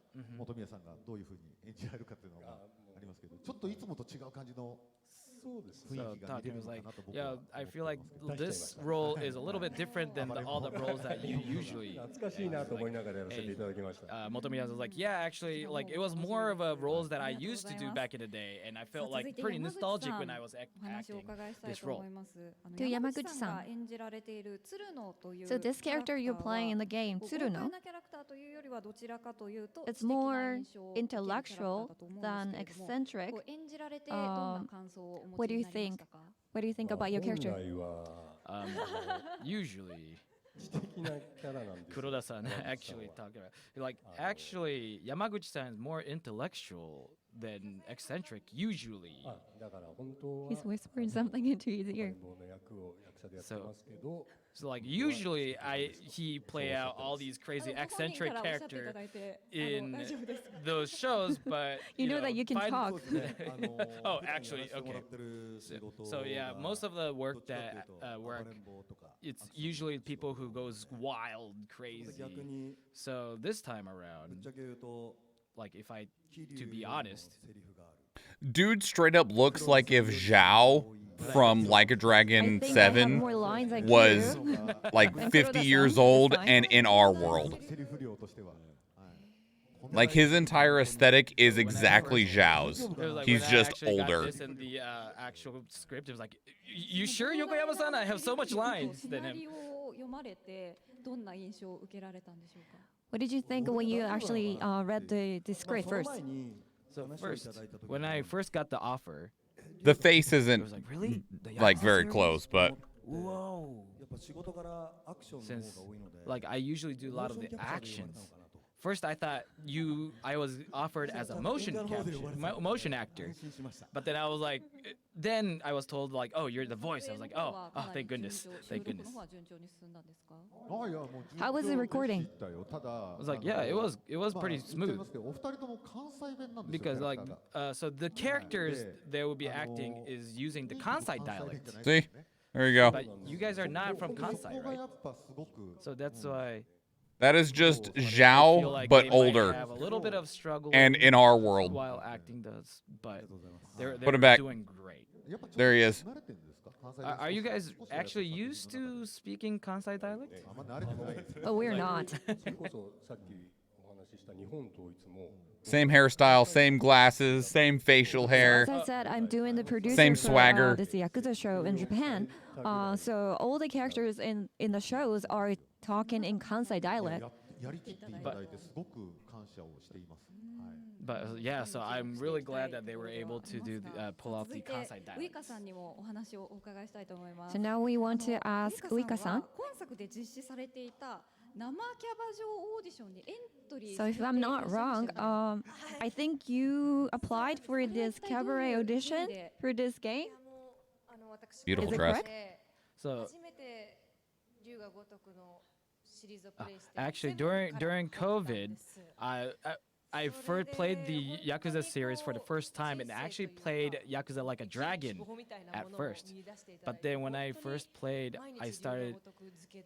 I started playing the Yakuza series, and then since then I only talk about the Yakuza series on the radio, TV shows. I felt like the Yakuza series has opened up a different world to me. And when I heard about the cabaret audition, I was like, I really want to be in it. I really want to be in the games. So that's why I applied for the cabaret auditions. And then it was like, actually, yes, we did get the get the application. And actually, we were writing. The character that we actually asked Uika to do, we started writing the script, but then, and we actually were having her image when she was with this character, and then we saw her application. We based this character off of you, so when you applied for the role, we were like, hells yeah! Offer first, but then. Also because it was like at the end of the year, so it was hard to reach. So that's why during audition we ask Uika saying like, hey, do does your agency know about you're here? And she's like, yeah, no, I'm here all alone by myself. So no matter what my agency says, I want to play this part. That's what she said at the audition. But then we already gave an offer to her agency about this character. So we wanted to tell her that during the audition first, but then I guess we didn't want to. But the Grand Prix of this audition will be on Like a Dragon, Infinite Wealth, right? I was like, yes. So, and she's like, what about me then? Am I gonna show up in Like a Dragon Infinite Wealth? And he's like, no, you're not. So I was like, see, I wanted to be in like the new one. Yeah, Like a Dragon Infinite Wealth too, but I'm actually really honored to be able to be part of this game like this. They're like, what do you mean raw audition, raw cabaret audition? So in Japanese, they would say nama kaba audition, which means live action cabaret audition. So you won't be in there as a 3D character, but actually as a live action video feed as a cabaret audition. Oh, okay. Oh, so she'll probably be in like one of the advertisements or something. Worked with him recently with one of the show as a fisherman, and so that's why really interesting. Oh, and then now just like she was talking about I want to be in the Ryuga Gotoku too, or Yakuza series too, and then he was like, yeah, after working with a lot of other actors, I get it. I get like people messaging me saying Uika-san wants to show up in Yakuza. Uika-san wants to be in Yakuza series from all around, and then actually saying if you keep on saying that, it might be a bad effect to actually be offered this role. So after hearing that, Uika-san was like, oh, maybe I shouldn't be too eager to be wanting to be in the Yakuza. So you love this series so much, and now you're in it. So how's your opinions towards the game change? It's like I'm just completely like a pure fan. So being Athena. Like being in the game, like I would just be like, oh, this is how you do this game. Oh, this is how you actually get me in the game, and just seeing all these things. Everything was so new to me, and I'm just super excited and happy to just be part of it. So like it's actually everybody has like the same reaction. Like the moment they all come into the development, they're all super excited to be in the game. Everybody has like similar reaction. The studio is just great. It's just amazing. It's like as a small, I played Kung Fu, Spartan X, Kung Fu, when I was a kid, and just played a game back in the kid, and just seeing like the game developing world that I loved as a kid, and just seeing the studio like, oh, this is the place that the magics are made, and just kind of really surprised me. I appreciate the live translation, but it's the audio mix and the hesitation on the translation is difficult. We record your body from all around to make the computer graphics, the 3D avatar for it. And also the thickness of the script.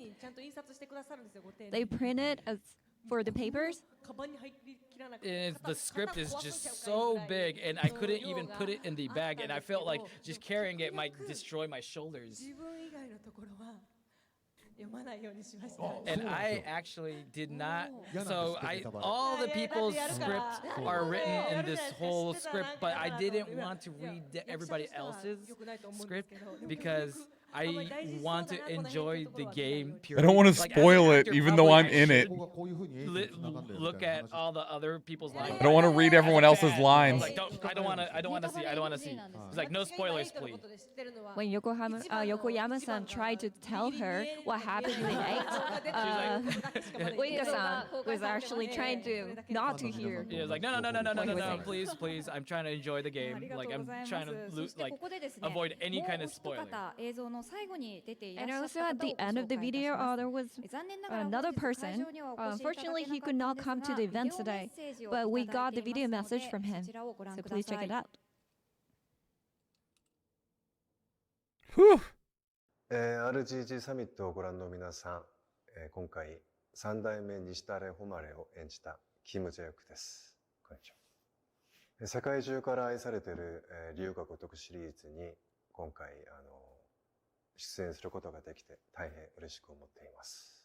少し前に来日して作品の収録をしたんですけど、今まで僕は声優としてのゲームキャラクターとしての作業もしたことがなくて、すごく新鮮で刺激的な楽しい作業でした。はい、僕の出演シーンを少しだけちょっと拝見させていただいたんですけど、すごく迫力のある、あとリアルな感じの作品が出てて、もう個人的にもすごくワクワクしています。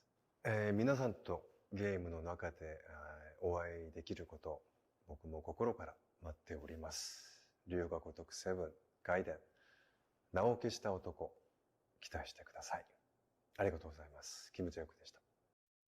Yeah, big mood at the end of that. Was like peaceful. So that was a video message from Kim Jae-ok-san. Thank you very much for the video. And Yokoyama-san, would you tell us a bit about this character played by Kim Jae-ok-san? And we're if you back. Look at the trailer at the end, like he was like sitting at the top of the castle with the blue suits in the trailer, and he is acting this character Nishitane Homare. But he actually showed Nishitane Homare. The name Nishitane Homare actually showed up as well. But this name is he's a different Nishitane Homare Nishitani than the Nishitane Homare from Yakuza 0. He's the third. The name gets passed on by generation, so he has got that name and called the third patriarch of the Kijin clan. So it's the same name, but it's a different character, right? Exactly.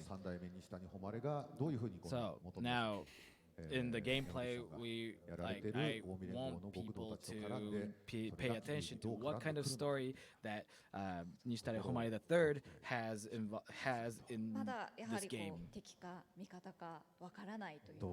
Would you be able to tell us whether he's the enemy or the ally? It was like, if you look at it, obviously it looked like an enemy, didn't it? You telling me that dude looks like a friend? Of course, I just had Zhao on the screen earlier, and he looks like it. Well, he starts kind of as an enemy, but you won't go off continuing saying, "Then let's go have a drink," right? So that obviously in the trailer it was like an enemy, but I can't give you any other details. But he could end up being a party member real easy. Well, I guess you don't really have party members in the brawler-style games, but whatever. All right, so now, Yokoyama-san, would you tell us the release date for this, the man who erased his name? Yes, this game's release date is going to be 2023, November 9th. Cool. Pre-order has already started, so please. Can you give us a release date for Yakuza or Like a Dragon Infinite Wealth? Thank you very much to all the guests, Motomiya-san, Yamaguchi-san, Uiko-san. Would you give us some messages to your fans? This time around, it was my first time actually working at voicing a game character.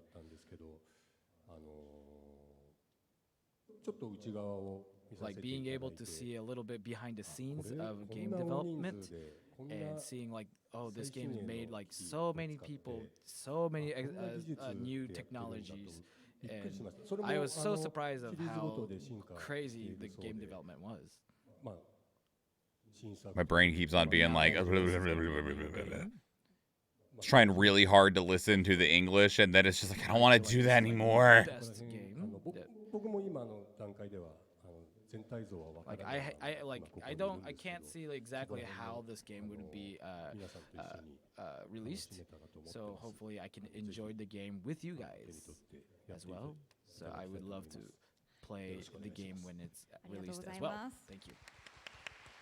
Thank you very much. And next, Yamaguchi-san. So after I read the script and recorded in the studio, when I was like seeing how it was built. It was way bigger than I expected. Like it went over and beyond. So please look forward to it. Thank you very much. そして最後に And first time, Uika-san, could you give some message to your fans? So the Gaiden. So it seems like the Gaiden is a story that would connect from 6, 7, and 8. 6, Like a Dragon, and Infinite Wealth. So I'm glad that I was part of that too. And maybe people who's a fan of all the Yakuza series, some people might be really angry at me saying like, you just came in from 7, how dare you noob. But I feel like I was able to act out the character as a player myself. So please, you might hate me, but please do not hate Akame, okay? You can hate me, but do not hate the character Akame. Thank you very much. That was a joke, right? Yes, yes. It must be a joke. Well, thank you very much, the three of you. Thank you very much, Motomiya, Yasukaze-san, Yamaguchi. We're not done yet. That was just all for Gaiden. Now we still have Infinite Wealth. You can hate me, but do not hate this. Yeah.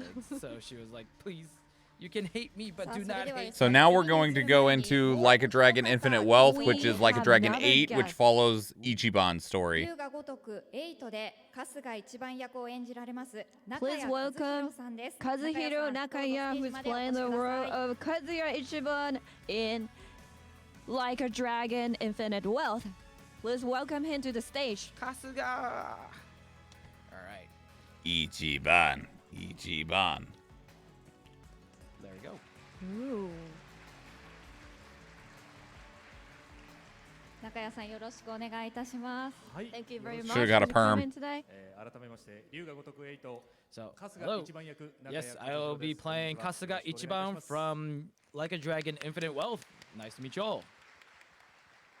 さあということで、龍が如く8のダブル主人公。So now we have double protagonists for Like a Dragon Infinite Wealth today, here on stage. Yokoyama-san, would you give us more new info about this game? Yes, but first, I want to show you guys the video that we just released last week. Let's go ahead and check it out. So this is the trailer that was at the Summer Game Fest or whichever showcase it was at. This is just a replay of that trailer.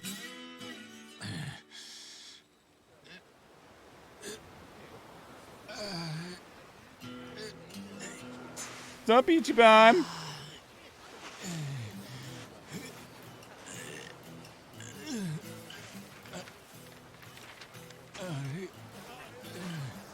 Ichi butt. Non-butt.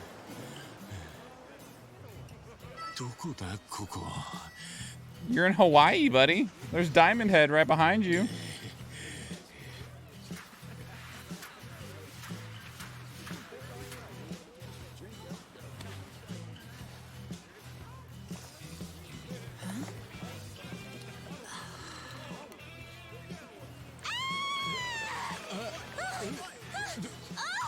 Oh my god! A stranger! なんだよ。どうかしたか? Oh, surf's up, dude. Yeah, dude. Hang loose, bro. 俺がどうかしたのか?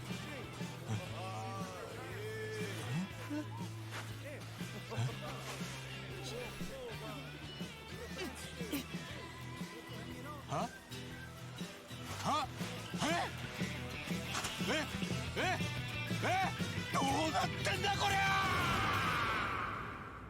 That's it. That's all we got so far. Like a Dragon Infinite Wealth, Like a Dragon 8. What's up, Ichiban? You're naked in Hawaii. I'm sorry, buddy. Our poor boy. Sega. Sega. ご覧いただきましたけれども、 Thank you very こちら much. の映像、公開されるや否や、This dude is pleased as punch with his own performance. He's laughing his ass off at his own character. So Ichiban was I like fully you. naked in the trailer, and also he's at this beach in a foreign country. What's happening there? これ一番はどういう状況なんですか？ こういう状況なんですね。 She's like, what's happening? He's like, that's happening. So in Yakuza 7 or Yakuza Like a Dragon, Kasuga pretty much started out where pretty much thrown away completely butt naked at a garbage dump in Yokohama Ishincho. And he started from nothing to Kasuga Ichiban at the end at the Like a Dragon. Was pretty like how he climbed up from nothing. So pretty much we wanted to kind of showcase, you know, that from going back up again. Like I guess he's always like that. He'll start out kind of Gets knocked down, gets back up again, over and over again. Completely butt naked again. But you cannot tell us where this is, right? It's in foreign country? Yeah, just kind of foreign country. But yes, it's a foreign country. But いわゆる PV 的な何か編集をしたもんじゃなくて、 So これゲーム中に入ってる that's actually that wasn't like a promotional video that was just made to showcase, but no, that's literally in the game. It's just a cut from literally an in-game footage that would be shown in. Yeah, and it's in Hawaii, and there's a ton of Japanese everywhere in Hawaii. Like a lot of the menus are in English and Japanese, so it's a good location because then you would have reason for him to be able to communicate with people in Japanese when he doesn't speak English. Totally naked. Yeah, it's true. Like you can't expect, but you know, maybe that's why that's the little charm. So he's like, yeah, it's like a promotional video that would so it's a promotional video so people can't guess what's gonna happen, but it was a great promotional video. I was like, when I saw it, I was like, that's great. It was like Surfing minigame incoming. I want him to be able to go to that mall that had the entire all the Japanese restaurants in the basement. I want to go there in the game. Not showing, acting like he's completely naked. So people thought like, oh, we jumped in on the occasion, but no, it was just the timing wise. You were just saying. Yes, just where he was like, yo, Sega is insane, huh? Like that. I was like, yeah, that's right. I was like, oh yeah. It's really a Yakuza underground entrance. One of the dungeons is in there. Yeah. In this video, I was like, well, I don't know about sexy, but like, you know, as a little situation, like maybe I had like a little bit of like the breathing was maybe sexual, but no, but it's like when I recorded this voice. Am I breathing too sensually for this? No, it's fine. Not butt naked when I recorded. He's like, of course you. Did you record that scene naked? No. Yeah, he totally did. The producer or director or whatever on the left is just messing with everyone on the panel. You did such a great job. Yeah, you really did a great job picking up the nuance of the situation. So yeah, I did my best. So hopefully you all would show how much my acting that I did. So, like Infinite Wealth is after Like a Dragon, like Yakuza Like a Dragon. So that's why. So probably maybe Yokohama Ishincho might probably show up in the game as well. But there will be a location like this that you'll probably be going to a location like this as well. It's not just one situation kind of scene, but it's also a video of Honolulu makes massive sense. Tell more about this. Yes, I'm gonna shut my mouth about the location now, but yes, the Yokohama and this location is like it's really well made. So please keep in mind. I can't tell you guys more. However, now that we have both of them here, and we can't just have them leave after we have them as a guest over. So now that this game is dual main protagonists with Kiryu and Kasuga, so we wanted to kind of give you guys some kind of like service or like kind of fan service in a way. So I wanted to kind of show a little bit of conversation scene that's in the game, and we Oh yeah, more show you footage. guys that now. More game footage. More game footage. ことが済んだら大解散の尻拭いを手伝ってください。あんただって片足突っ込んだ当事者なんだからよ。分かった。約束する。お前に説教を食らうとはな。長く生きてりゃこういう珍しいことが起こるんですよ。この後にもきっといっぱい待ってますよ。そうか。そうかもな。そうっすよ。なら俺からも一つ説教しておくか。はい。お前サエコに何言ったんだ。歴戦のキャバ嬢をあんだけ怒らせるなんて相当だぜ。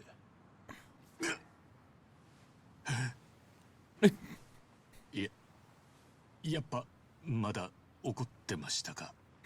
プロポーズしたんだよな。はい。He proposed to Psycho-san? ひどく振られました。That's amazing. 南波と足立さんにも反省会してもらって。I asked Nanba and Adachi what they thought, and they were like, yeah, bro, and then she turned me down. I'm not surprised at all that Psycho turned him down. そうだ。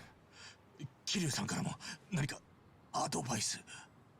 いや、桐生さん、女っ気なさそうだしな。おい、今なんつった？いやいや、褒め言葉としてですよ。失礼なやつだな。俺にだって恋愛経験はある。そうなんですか？すみません。結構マジで意外でした。じゃあプロポーズとかしたことあります？当然だ。マジっすか？参考までに何て言ったか覚えてます？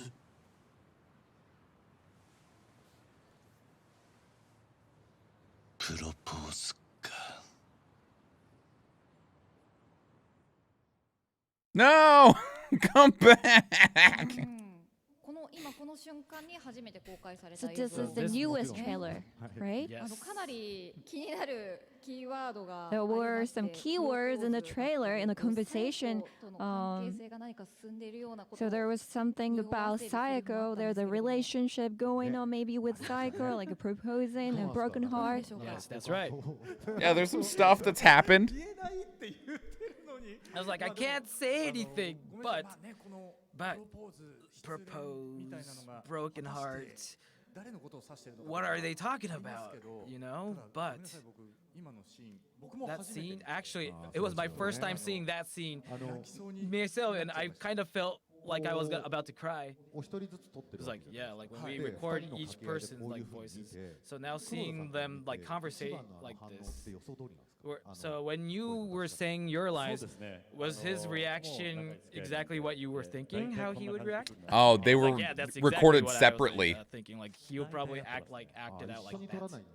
Yeah. So they recorded separately. Yes. So yeah. So them hearing how. So rarely is it done in group sessions anymore, where you're actually speaking to the other character. So when I actually record my lines, I would always imagine like them too. Say he'll probably say something like this when I say this.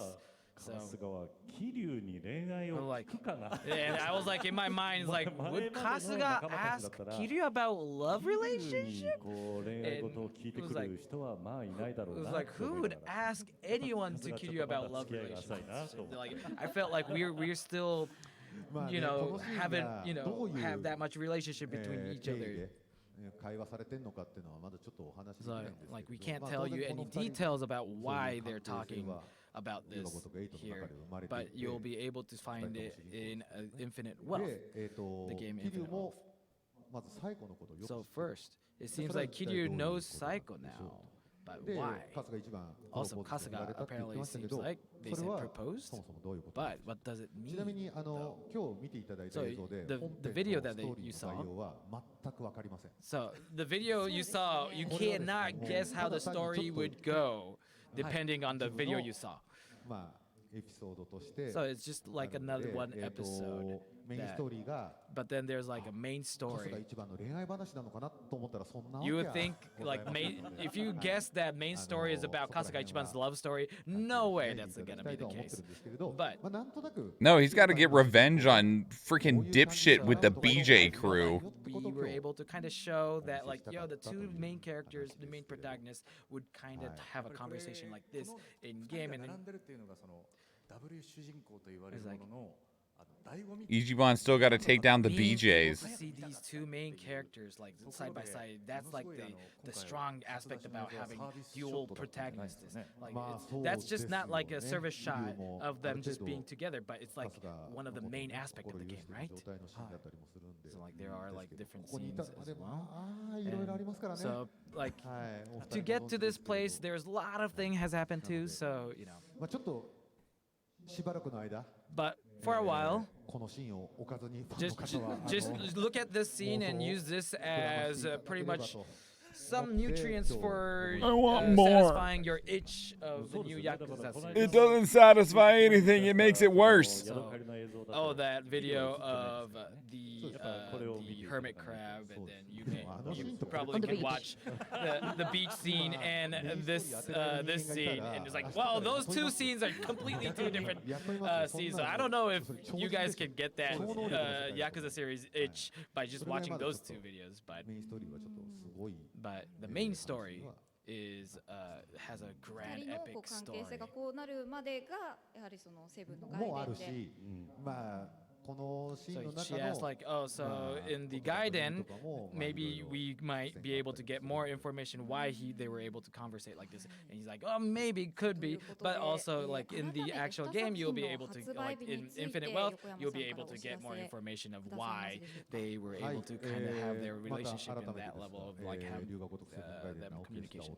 So this is the release date for both titles. Yes. On the left is the man who erased its name. It's going to be released on November 9th, 2023, and also Like a Dragon 8 Infinite Wealth will be released in early 2024. So please look forward to these two games. Please look forward to both of the titles. さあそこで、ここでですねお時間が迫ってまいりました。 I guess we gotta wrap it up. Wrap it up. Yeah, you were supposed to be done 13 minutes ago. First, Nakaya-san. So people who's watching RGG Summit, thank you very much. Thank you very much. So in Like a Dragon Infinite Wealth, like, you'll be able to see people, Kasuga, who became part of your family, and you'll be able to see their characters. Yeah, best boy Ichiban. I like how those two trailers are perfect, showing the mood of the game, the seriousness versus the ridiculousness. Yeah. Kasuga, who's kind of like in a way talking with his older brother Kiryu Kazuma kind of style, being able to see this kind of brotherly relationship would be pretty cool. So please look forward to this game. Thank you very much. Thank you, Nakaya-san. And Kuroda-san. Yes. So, Infinite Wealth. In this game, yes, of course I read the script, but you cannot, like, completely, it's out of what you can expect. It's beyond imagination. Yes. You'll be like, oh, that's how it leads up to the story? There's like so many situations where like, oh, that's how it goes? So you will be really surprised and you will enjoy. And also the Gaiden, a man who erased his name. The story is incredible. like after this game, I'm okay. Game designed, and then I got the script. I was like, thank goodness this Kiryu Kazuma didn't end at just 6, but I was thank goodness we were able to get more story, and then I felt like I would want to enjoy this story, this series more. And thank you very much, people who also acted with me, like Yamaguchi-san, people who I known since like 30 years ago. Like, so especially Yamaguchi-san, he was like such a eccentric, energetic person. Now he's like matured, and being able to act with them was such an honor and happy. Also, people, if you can watch their show, Nihon Toitsu. So it's a completely different character from their show. So please, if you're a fan of them, please enjoy their different characters that will be acting other than the Nihon Toitsu, their Yakuza show. So please enjoy, and please be excited for the game. Thank you very much, Kuroda-san. And at last, please give some messages. Yokoyama-san. Thank you very much for today. Thank you all for coming and watching. Hopefully you guys enjoyed this show, the summit. First, let's talk about Like a Dragon Gaiden. And so first, so now the game, so now it's called Yakuza Like a Dragon in the state, in English. So I'm glad that people started accepting the name change as Like a Dragon. So now, and also for people who accepted Kasuga Ichiban as another character alongside of Kiryu Kazuma, and now that I'm here as a producer here, general producer of this whole show, the game, and I want to present what the fans want, and I feel like I have made a great game that the fans would want. But I would want to, if I want to share more information about the game details, we can't give you guys a little detail, but I actually got this a little RGG Summit Fall. We have RGG Summit Fall 2023 to show you more information. Bro, let the girl talk too. She's a better translator than you. So we will have she's also easier to hear again in fall, and give you guys what you guys want, more information about the game. So please look forward to the next summit. So please audio mix better at the next summit. So it's pretty much like the same as last year. She's like, so is it okay to assume that it's going to be in September? And she's like, yeah, maybe, pretty much. It could be. He's like, we'll probably have more info by then, right? It's like, yeah, of course. Yeah, of course. But so we'll give you more information. Tokyo Game Show, I think, is at the end of August, so that probably would have already, that should have already happened by the time the RGG Fall Summit happens. So I guess this is time to end RGG Summit Summer 2023. Thank you all for watching, and also thank you very much for Yokoyama-san and to everybody over here. Kuroda-san and Nakaya-san, thank you very much. Please look forward to upcoming titles and upcoming info from RGG Studio. Thank you very much, everyone. Oh, man. Okay, so in a general sense, outside of the very, very, very painful audio mixing for that summit, that was ultimately pretty cool. But, man, I really hope that during the fall summit that they fix the problems that this one had.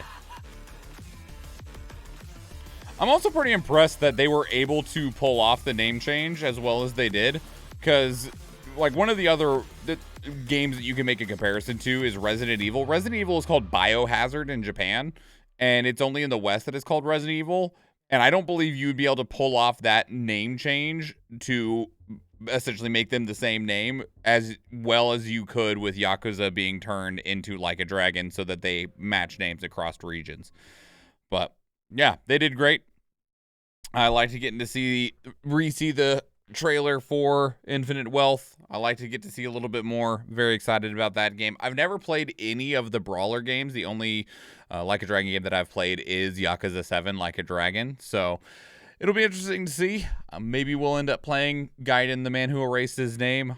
We'll see, though. But that is RGG Summit. If you held out through that, I appreciate you, because that was very difficult to listen to at times.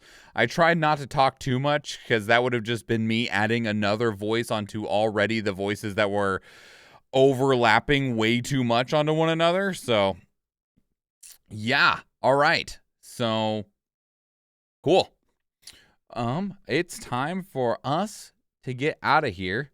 Let's see who. There's so many people streaming right now. Good lordy lord. Where are we going? We're gonna go visit Andiari. Sorry. So everybody, these are my socials. If you'd please drop me a follow on Twitter or Discord, or go check out the YouTube channel. Got a new video going up every single day. We'll be back tomorrow for Power Couple with the incredible Athena Latina playing more Persona 5 Royal. It'll be stream number 31. We are approaching the end of the base Persona 5 content, and then afterwards we'll be getting into the Royal content, so we still got a little ways to go. I will be streaming on Saturday and or Sunday. One of those two. I got to do some looking at the upcoming video schedule. I still want to watch the Final Fantasy 16 pre-launch celebration that was last Sunday, I think it was. But the son of a bitch is 5 hours long, okay? So that means that I got to figure out where 5 hours of watching that shit is going to be. Want to watch it, but it's 5 hours long. It's huge.